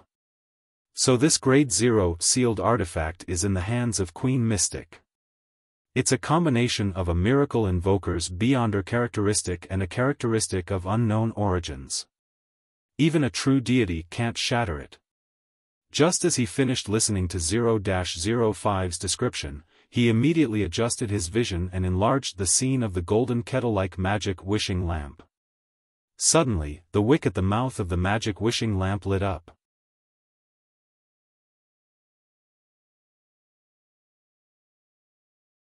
Chapter 1241 Genie. The light emitted by the lamp's core was extremely viscous, like water that had been infused with quite a bit of sugar. It spewed out, forming a distorted and blurry golden figure. This figure instantly occupied the crimson star representing the hermit, cutting off his ability to sense Catlia. Sitting at the end of the long bronze table, Klein's eyes widened as a thought subconsciously flashed across his mind, as expected of a sealed artifact labeled 0-05. Although the serial number of Grade 0 sealed artifacts was usually based on the order of the time the Orthodox churches obtained or understood them, it had to be known that this set of rules was officially established after the 7 churches truly ruled over the world, which was the late 4th epoch and early 5th epoch. Back then, most Grade 0 sealed artifacts had already appeared, and they had been learned of or obtained by the Orthodox churches. This resulted in a situation where the ones with smaller serial numbers being Grade 0 sealed artifacts that were more powerful, terrifying, and unimaginable. Then, the rest were labeled based on the order of appearance. In addition, although it wasn't wrong to say that an item was more powerful the more ancient it was, for an item from the first epoch that the ancient gods were unable to affect, it definitely meant that even deities didn't fully comprehend their secrets. This way, the smaller the number was, the more terrifying the Grade 0 sealed artifact was. Of course, based on this rule, the Grade 0 sealed artifacts with higher serial numbers weren't necessarily worse than the first 10. Perhaps it was simply because they were discovered or obtained by the church at a later date. Without any numbers left for them, they could only be serialized. Just as a thought flashed through his mind, the golden figure's gaze pierced through the crimson star representing the hermit and towards the ancient palace above the grey fog. Following that, his voice echoed in an unusually magnificent manner, "Long time no see. Long time no see. Long time no see." He knows the former owner of Sapphira Castle, the celestial worthy of heaven and earth for blessings? No, it should be him, a genie who claims to be eternal. He can actually use Mam Hermit's prayer to directly talk to me. A thought flashed through Klein's mind as he tensed up. Based on his experience over the recent years, as well as his ability as a clown, his body suddenly relaxed and he leisurely leaned back into his chair. Following that, Klein replied, "Heh." He didn't give an affirmative answer, nor did he deny that he was a fake. He only showed a look of contempt and wore a supercilious look.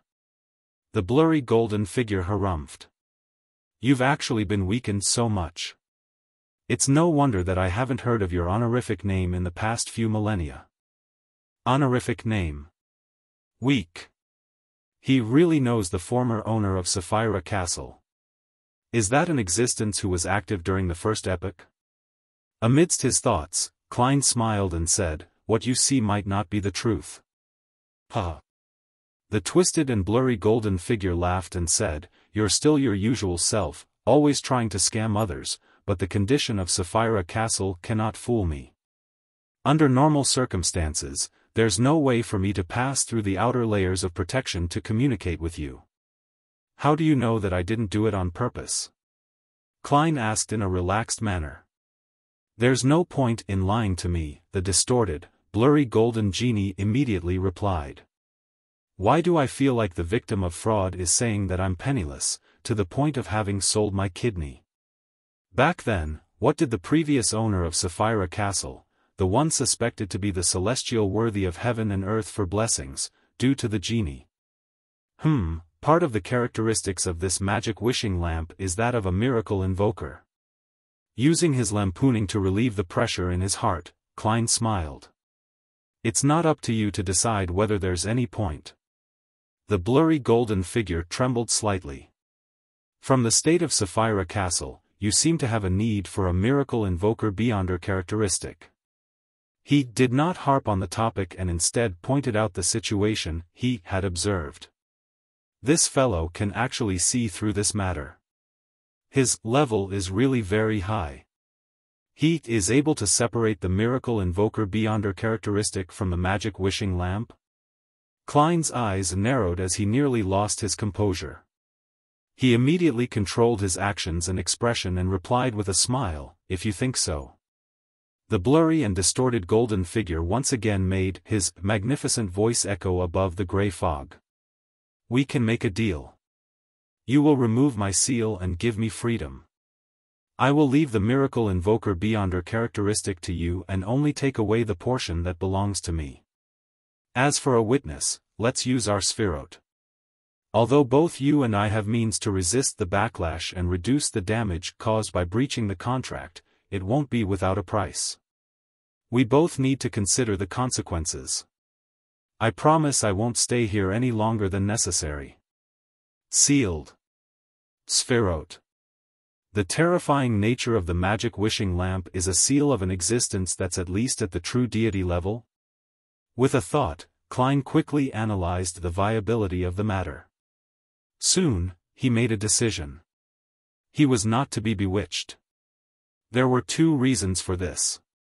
Firstly, he wasn't the real owner of Sapphira Castle. There was a limit to what he could do and handle. Secondly, he had received some mysticism education and had gleaned experiences as a nighthawk. He knew not to trade with unknown existences or bear any hope in being lucky. Having made up his mind, he calmed down and focused on how to gather more information. The genie was suspected to originate from the darkest, most chaotic, and most mysterious first epoch, so he definitely knew a lot. After some thought, the corners of Klein's mouth curled up. Do you think such conditions can move me? He planned to see how high the chips the genie could offer, so as to pry into certain of his secrets. Upon hearing this, the flickering golden figure's eyes suddenly lit up in a literal manner. His gaze seemed to land directly on Klein as his magnificent voice quaked the ancient palace like thunder. You are not him. You are not him. At that moment, Klein was a little stunned and also a little frightened. It was as if he was performing a grand magic show only to have a member of the audience suddenly point out his trick. He didn't know what was wrong with his rhetorical question, nor did he know what exactly was wrong.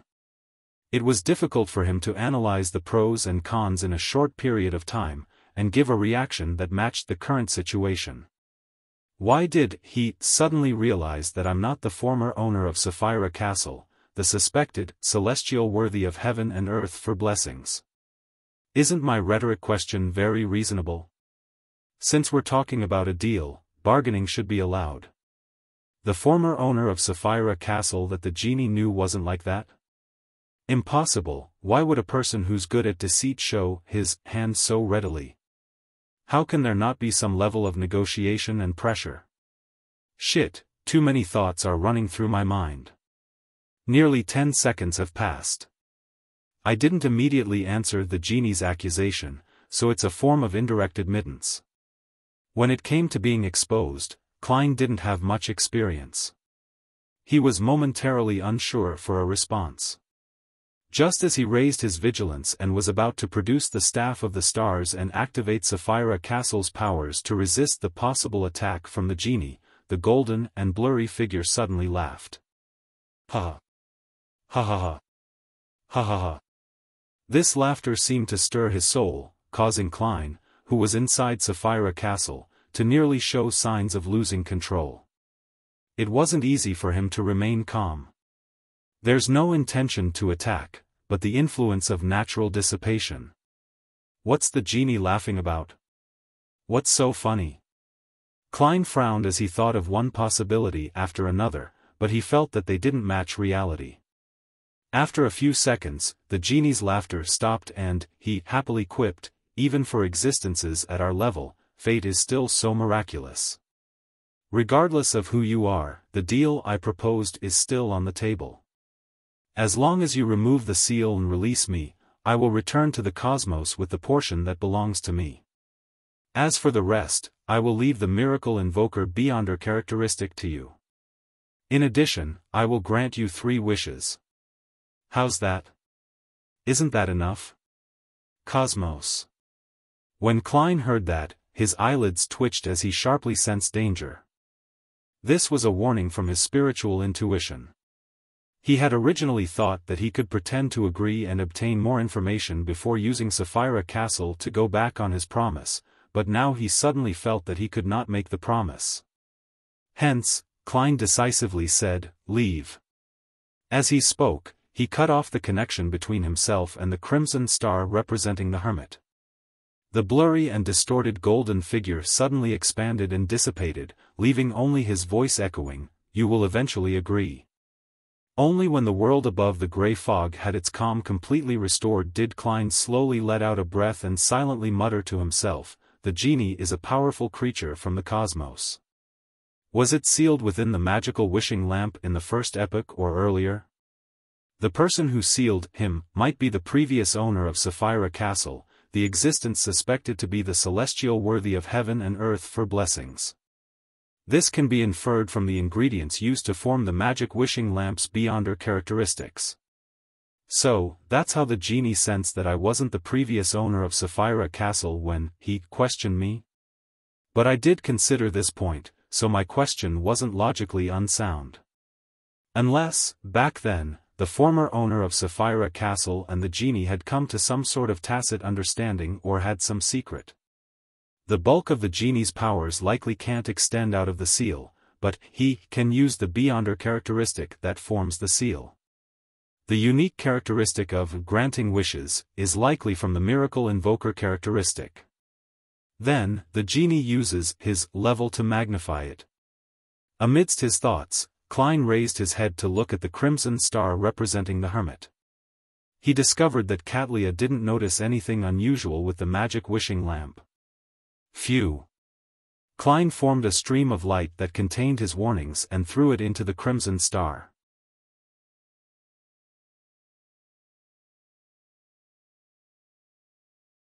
Chapter 1242 The Baffling Actions of the Human, the primitive island that the Emperor found by chance.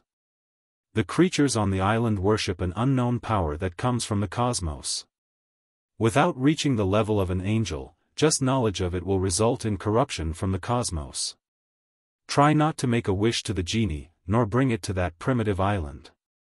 Katlia finally received feedback from Mr. Fool as she heaved a sigh of relief, even more worried about the Queen's quest. She turned her head to look at the unresponsive magic wishing lamp and quickly put it away. Then, she spread out a letter, picked up a fountain pen, and paraphrased the information she had just received, hoping that Queen Mystic Bernadette would take it seriously. In a dilapidated apartment in Backlund, a man with a full beard was sitting on a chair with his hands cuffed behind him.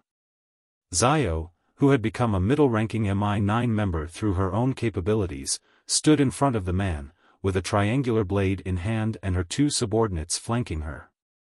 "We already have enough witnesses and evidence to prove that you're one of the main organizers of the protest.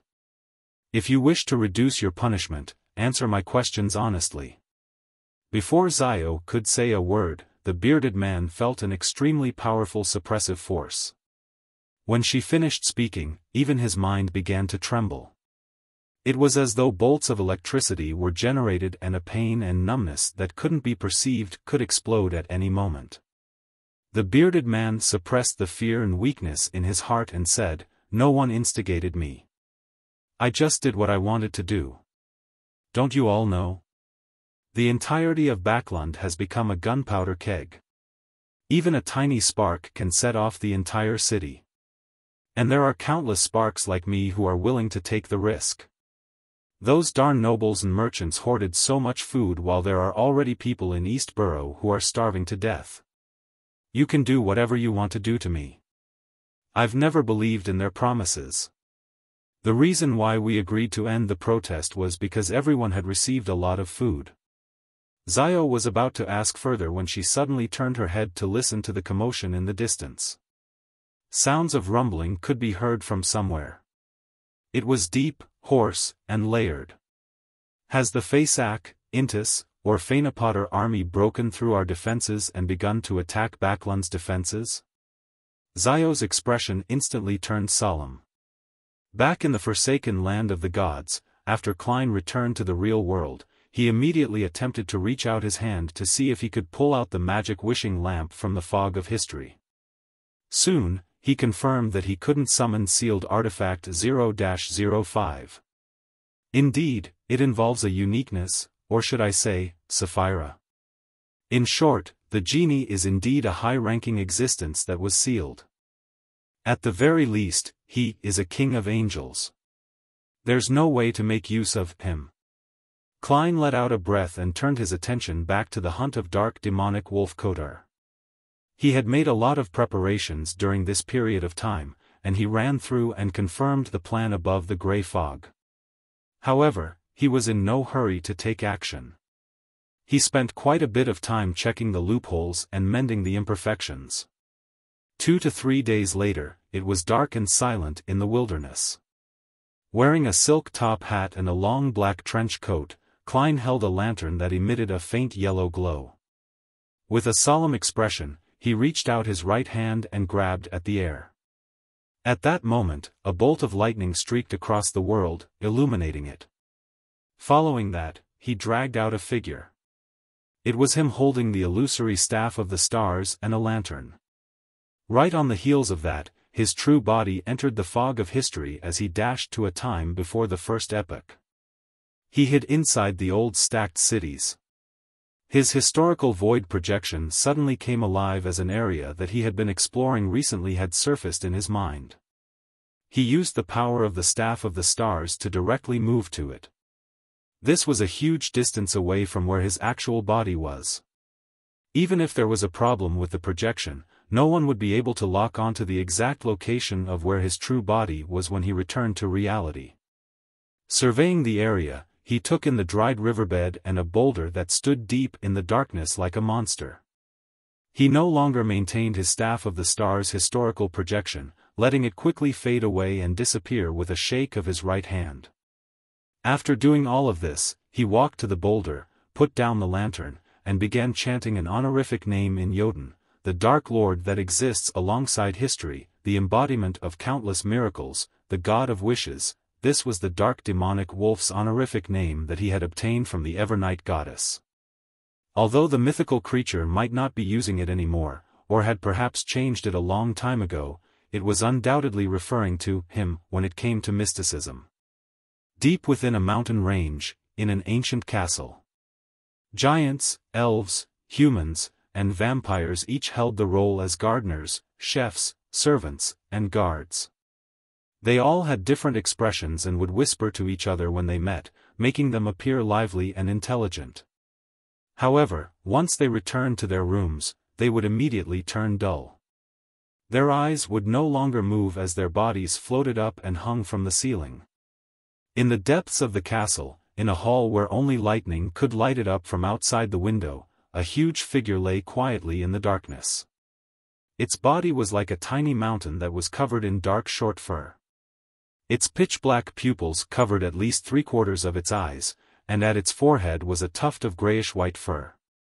Its head resembled a magnified, twisted feral wolf. This was none other than the god of wishes, dark demonic wolf Kotar. Suddenly, this demonic wolf, which was more exaggerated than an ordinary giant, raised his head. Every strand of his dark and short hair began to sway as all the servants in the castle followed his actions. Kotar's eyes moved slightly as he turned his head slightly, as though he was listening to something. In the next second, he opened his mouth and let out a soundless roar and summoned another him. As soon as this dark demonic wolf appeared, Kotar's body leaped into the grayish-white fog as he dashed to a certain historical spot of light in the second epoch. This was a piece of secret history that he knew. In the real world, the dark demonic wolf's historical void projection made a wish in a tongue-twisting language. Then, with a flash of his figure, he directly moved to a mountain near the northern city of Noise. After making the necessary preparations, the god of wishes allowed a strand of dark, short hair to fall off, turning into an illusory worm of spirit that expanded into the corresponding prayer point of light. With its help, Kotar saw who was praying to him. It was a young man wearing a strange hat and strange clothes. He stood beside a glass lantern and softly chanted the honorific name of the god of wishes. The dark demonic wolf's huge, pitch-black pupils turned and saw that the young man was covered in a layer of grayish-white fog. There were some things that could not be seen clearly in the fog. As a sequence 2 angel of the seer pathway, this mythical creature could clearly sense that the fog was similar to the fog of history. It could sense a strong attraction force from something in the fog. Sapphira Castle? Having heard some matters from the ancient god, Phlegria, the king of demonic wolves, he instantly had a guess. Under this premise, he had many thoughts regarding the young man. Using Sapphira Castle to attract me and make me attack him on my own accord, and then confirming my location? This is a bait? Indeed, he's just a historical void projection. It's unknown which time fragment his true body is hiding in. It's unknown where the ambusher is hiding. Previously, Sapphira Castle clearly had an anomaly. I controlled myself and didn't attempt to search for the corresponding region or the clues that might be left behind. Why do they think I will fall for it? It's just an attempt, switching to another when it doesn't work? Or is there something wrong with this prayer? I've lived for thousands of years. After experiencing so many things, what kind of situation have I not seen? The best solution now is to ignore him and not spy on him. I'll just remember him. The dark demonic wolf quickly made a decision and planned to observe for a while longer before destroying that prayer point of light. At this moment, he saw the young man open his mouth again. The sun that is eternal, you are an inextinguishable light, you are the embodiment of order. The dark demonic wolf was somewhat puzzled as to what the young man was trying to do. In this forsaken land, praying to the other true deities was useless. In the next second, Klein once again chanted another deity's name, the Lord that created everything, the Lord who reigns behind the curtain of shadows, the degenerated nature of all living things. The dark demonic wolf's pupils dilated slightly. He was confused by the actions of the human in the prayer light. Before he could make any guesses, Klein muttered the third honorific name, the clock hand that tampers with time, the shadow that roams across fate, the embodiment of deceit and trickery. Amon. He is praying to Amon. The dark demonic wolf was already completely at a loss as to what the other party was up to. He instinctively felt that something was amiss and immediately wanted to wipe away the corresponding prayer point of light. Suddenly, he saw the young man lift his head and smile. He then took out a crystal monocle and put it on his right eye. In just one prayer, Klein's historical void projection had turned into blasphemer Amon's avatar. Almost at the same time, the dark demonic wolf felt the other party's gaze pass through the prayer light and land on him. Then, Amon looked past him and into the fog of history where his true body was. Without any hesitation, he immediately destroyed the prayer light. As for his true body, he dispelled the gaze and removed the maintenance of the historical projection. In the fog of history, in the stacked city of old, Klein suddenly stood up. A scene surfaced in his mind. A few seconds before this scene took shape, he had severed the connection between his body and the historical void projection, doing so in order to avoid having Amon descent right beside him. The baffling actions that he had previously done were mainly to confuse the dark demonic wolf. He wanted him to continue observing after realizing that the supplicant wasn't the true body. This made him increase the time he spied on Sapphira Castle. In the end, he prayed to Amon, using the possible descent and influence of the god of deceit to hide the tracks of Sapphira Castle's reverse corruption of the dark demonic wolf. If Amon hadn't responded and merely watched by the sidelines, Klein would use the monocle he had prepared to deceive the dark demonic wolf.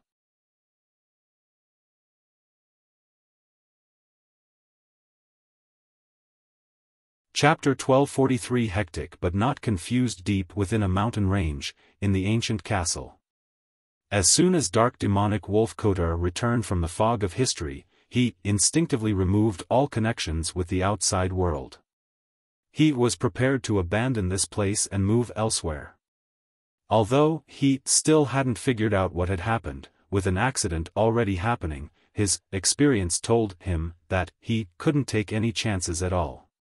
He should retreat and give up as required of him. At the same time, a thought came to Klein's mind in the city of old. His figure instantly appeared in the ancient palace above the grey fog. At the seat belonging to the fool, he merged with the constantly distorted and scattered crimson figure and took form. In this mysterious space, the crimson stars that represented justice, the hanged man, the star, and the other members of the tarot club were constantly expanding and shrinking. They emitted layers of ripples that formed a mighty wave. This was one of the preparations that Klein had made in advance. In the name of Gehrman Sparrow, he had used different reasons to get the members of the tarot club to pray to Mr. Fool one after another, asking this existence to pass a certain answer to Mr. World. As such, the crimson stars resonated, affecting Sapphira Castle in reverse, thus, allowing it to summon the fool to resolve the problem. This was one of the key factors that could help him escape from Amon's clutches. It could help him remove the need to take 4 steps counterclockwise and recite the incantations. He could directly enter Sapphira Castle without wasting any time. And in a battle at the level of angels, the difference a second makes would perhaps determine the difference in the outcome. To fight someone more powerful than him, Klein had to consider every detail.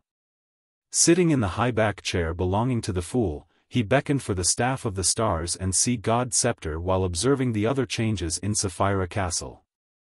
In the grayish-white fog, there was an additional crimson glow that was rapidly shrinking, almost disappearing in no time.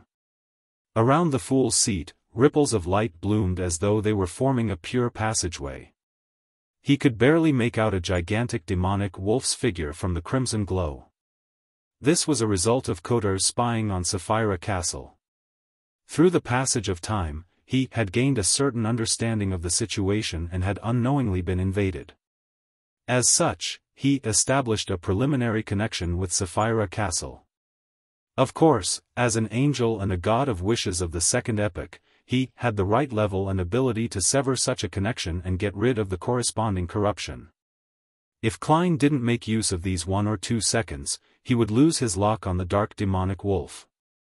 And at the side of the fool's seat, the rippling lights reflected the figure wearing a half-top hat and a long black trench coat, Gehrman Sparrow. On his right eye was a crystal monocle.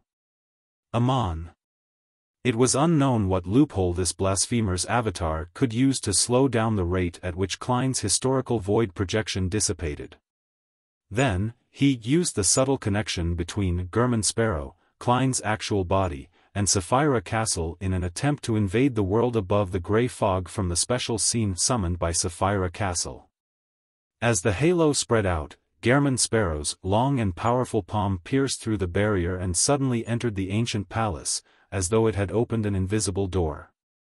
Although Klein had already prepared for this and knew that it wouldn't be easy to get rid of Amon, he couldn't help but feel his scalp tingle when he saw this scene.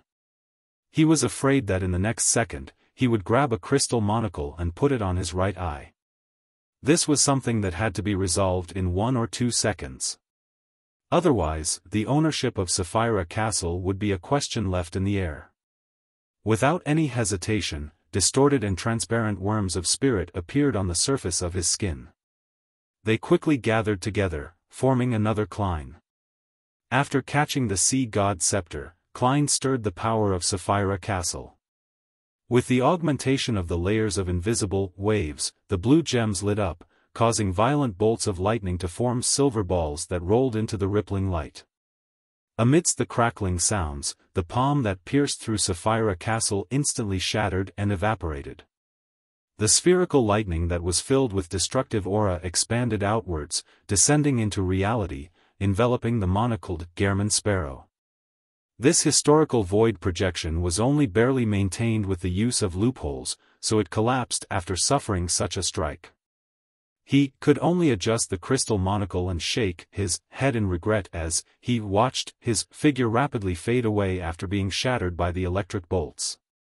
As a small portion of the worms of spirit responded to Amon's prayer, Klein grabbed the staff of the stars with his actual body. He held the staff embedded with many gems and aimed the Grade 0 sealed artifact at the rapidly shrinking crimson light. At the same time, a scene appeared in his mind. The rubies, emeralds, sapphires, and pearls on the staff of the stars lit up one after another. Gong! The sound of a distant bell seemed to have transcended an infinite amount of time as it echoed within the grayish-white fog, reverberating within the crimson light. The pitch-black darkness in front of dark demonic wolf Kotor suddenly faded, revealing a huge stone wall clock. The wall clock was ancient and mottled, and its surface was grayish-white and bluish-black, split into 12 segments. Each segment had different symbols that represented the different times of the day. At the core of the wall clock, 3 needles seemed to be formed from worms of time of 3 different lengths, short, medium, and long, were filled with a feeling that time had left its mark on. This was a beyonder power from Angel of Time, Amon. Using the Staff of the Stars, Klein had made it appear again. Normally speaking, a beyonder power at this level wasn't something that could be understood by just witnessing once or twice. It wasn't so easy to record it, but Klein wasn't fighting alone. During this period of time, he had made use of Miss Magician's summoning to return to Backland frequently. He went to the Star Leonard to chat directly with Pallas Zoroast, and he gained a deeper understanding of the corresponding mysticism knowledge and supernatural details. Although Pallas had already dropped to the Sequence 2 level and was unable to use the powers of the time domain, his experience and knowledge remained. Gong! On the ancient and mysterious stone wall clock, the second hand suddenly jerked, causing everything around dark demonic wolf Kotor to slow down. Even the deep darkness seemed to freeze. This miracle invoker, who was just about to completely cut off contact with the outside world and distance himself from where he was by granting his own wish, suddenly froze on the spot. There was a brief moment of him being fixed in place. There was no doubt that there was a huge gap in power between the original Beyonder powers and those replicated by the Staff of the Stars. However, for Klein, the effect was already enough. The moment he saw the dark demonic wolf being affected by the ancient wall clock, he immediately dropped the Staff of the Stars and made the worm of spirit he had just separated from his body to fly back into his body. With a thought, he returned to the City of Oil before the first epoch. Then, he appeared in the dark desolate plains with the lantern that emitted a faint yellow glow. His right hand extended forward and successfully pulled out a projection of the Staff of the Stars. This method could effectively increase the success rate of summoning the Staff of the Stars, but it would clearly reduce the might of this Grade 0 sealed artifact. After all, he was summoning a historical projection of a historical projection. Of course, as it was a race against time, making such a choice was very easy. Klein didn't enter the fog of history again. He reached out to grab his shoulder, and he used dream divination to outline the feedback he received from using Sapphira Castle to reverse corrupt the dark demonic wolf. In the dark, unlit hall in the ancient castle, the mountain-like demonic wolf stood up. Quickly filling in the details, Klein slightly adjusted the details according to the scene of his frozen target. On the black staff, the corresponding gems lit up. In his mind, the scene that resembled an oil painting suddenly swelled up, interweaving with reality, making it impossible to separate from each other. He descended into that ancient castle's dark hall, landing in front of dark demonic wolf Kotor, who had just raised his body with his 8 legs. He had finally officially met the god of wishes that had been living since the second epoch. Without any hesitation, Klein took the opportunity of the dark demonic wolf having just escaped the influence of the ancient wall clock. As he dispelled the historical void projection, he took out an iron cigar case from his pocket and opened it. Inside the cigar case, there was a lone gold coin. Its surface flashed, reflecting Rionette Tynker, who was wearing a dark and complicated long dress and holding 4 blonde, red-eyed heads. One of the preparations Klein made was to use the method that he had used to bring around Admiral of Blood Seigneur. This allowed him to bring Miss Messenger to the forsaken land of the gods. Rionette Tynker was no doubt a wraith. Furthermore, she was an even more powerful wraith. She could also possess the smooth surface of a gold coin. In addition, she was a spirit world creature and was intrinsically a spirit. She could enter the world above the grey fog and descend upon the forsaken land of the gods just like Justice Audrey. Based on this condition, in order to not expose the secret within Sapphira Castle and not expose the fool's true identity, he first made Miss Messenger possess the gold coin before using the iron cigar case to seal it. Then, he sacrificed the item to the grey fog before bringing it to the forsaken land of the gods through a bestowment ritual. Of course, the prerequisite for these actions was that Klein had the level and strength of a Sequence 2 angel in Sapphira Castle. Even if something went wrong with Rionette Tynker, he could still handle it. As for Rionette Tynker, she happily agreed to this matter because Gehrman Sparrow had just helped her retrieve a portion of her body. Silently, Miss Messenger left the gold coin and occupied the pitch-black pupil of the dark demonic wolf's eyes. Wraith's Possession. You're tuning into the Xiaofan's Wuxia Tales YouTube channel. Don't forget to subscribe and join us on this journey to catch the most captivating stories.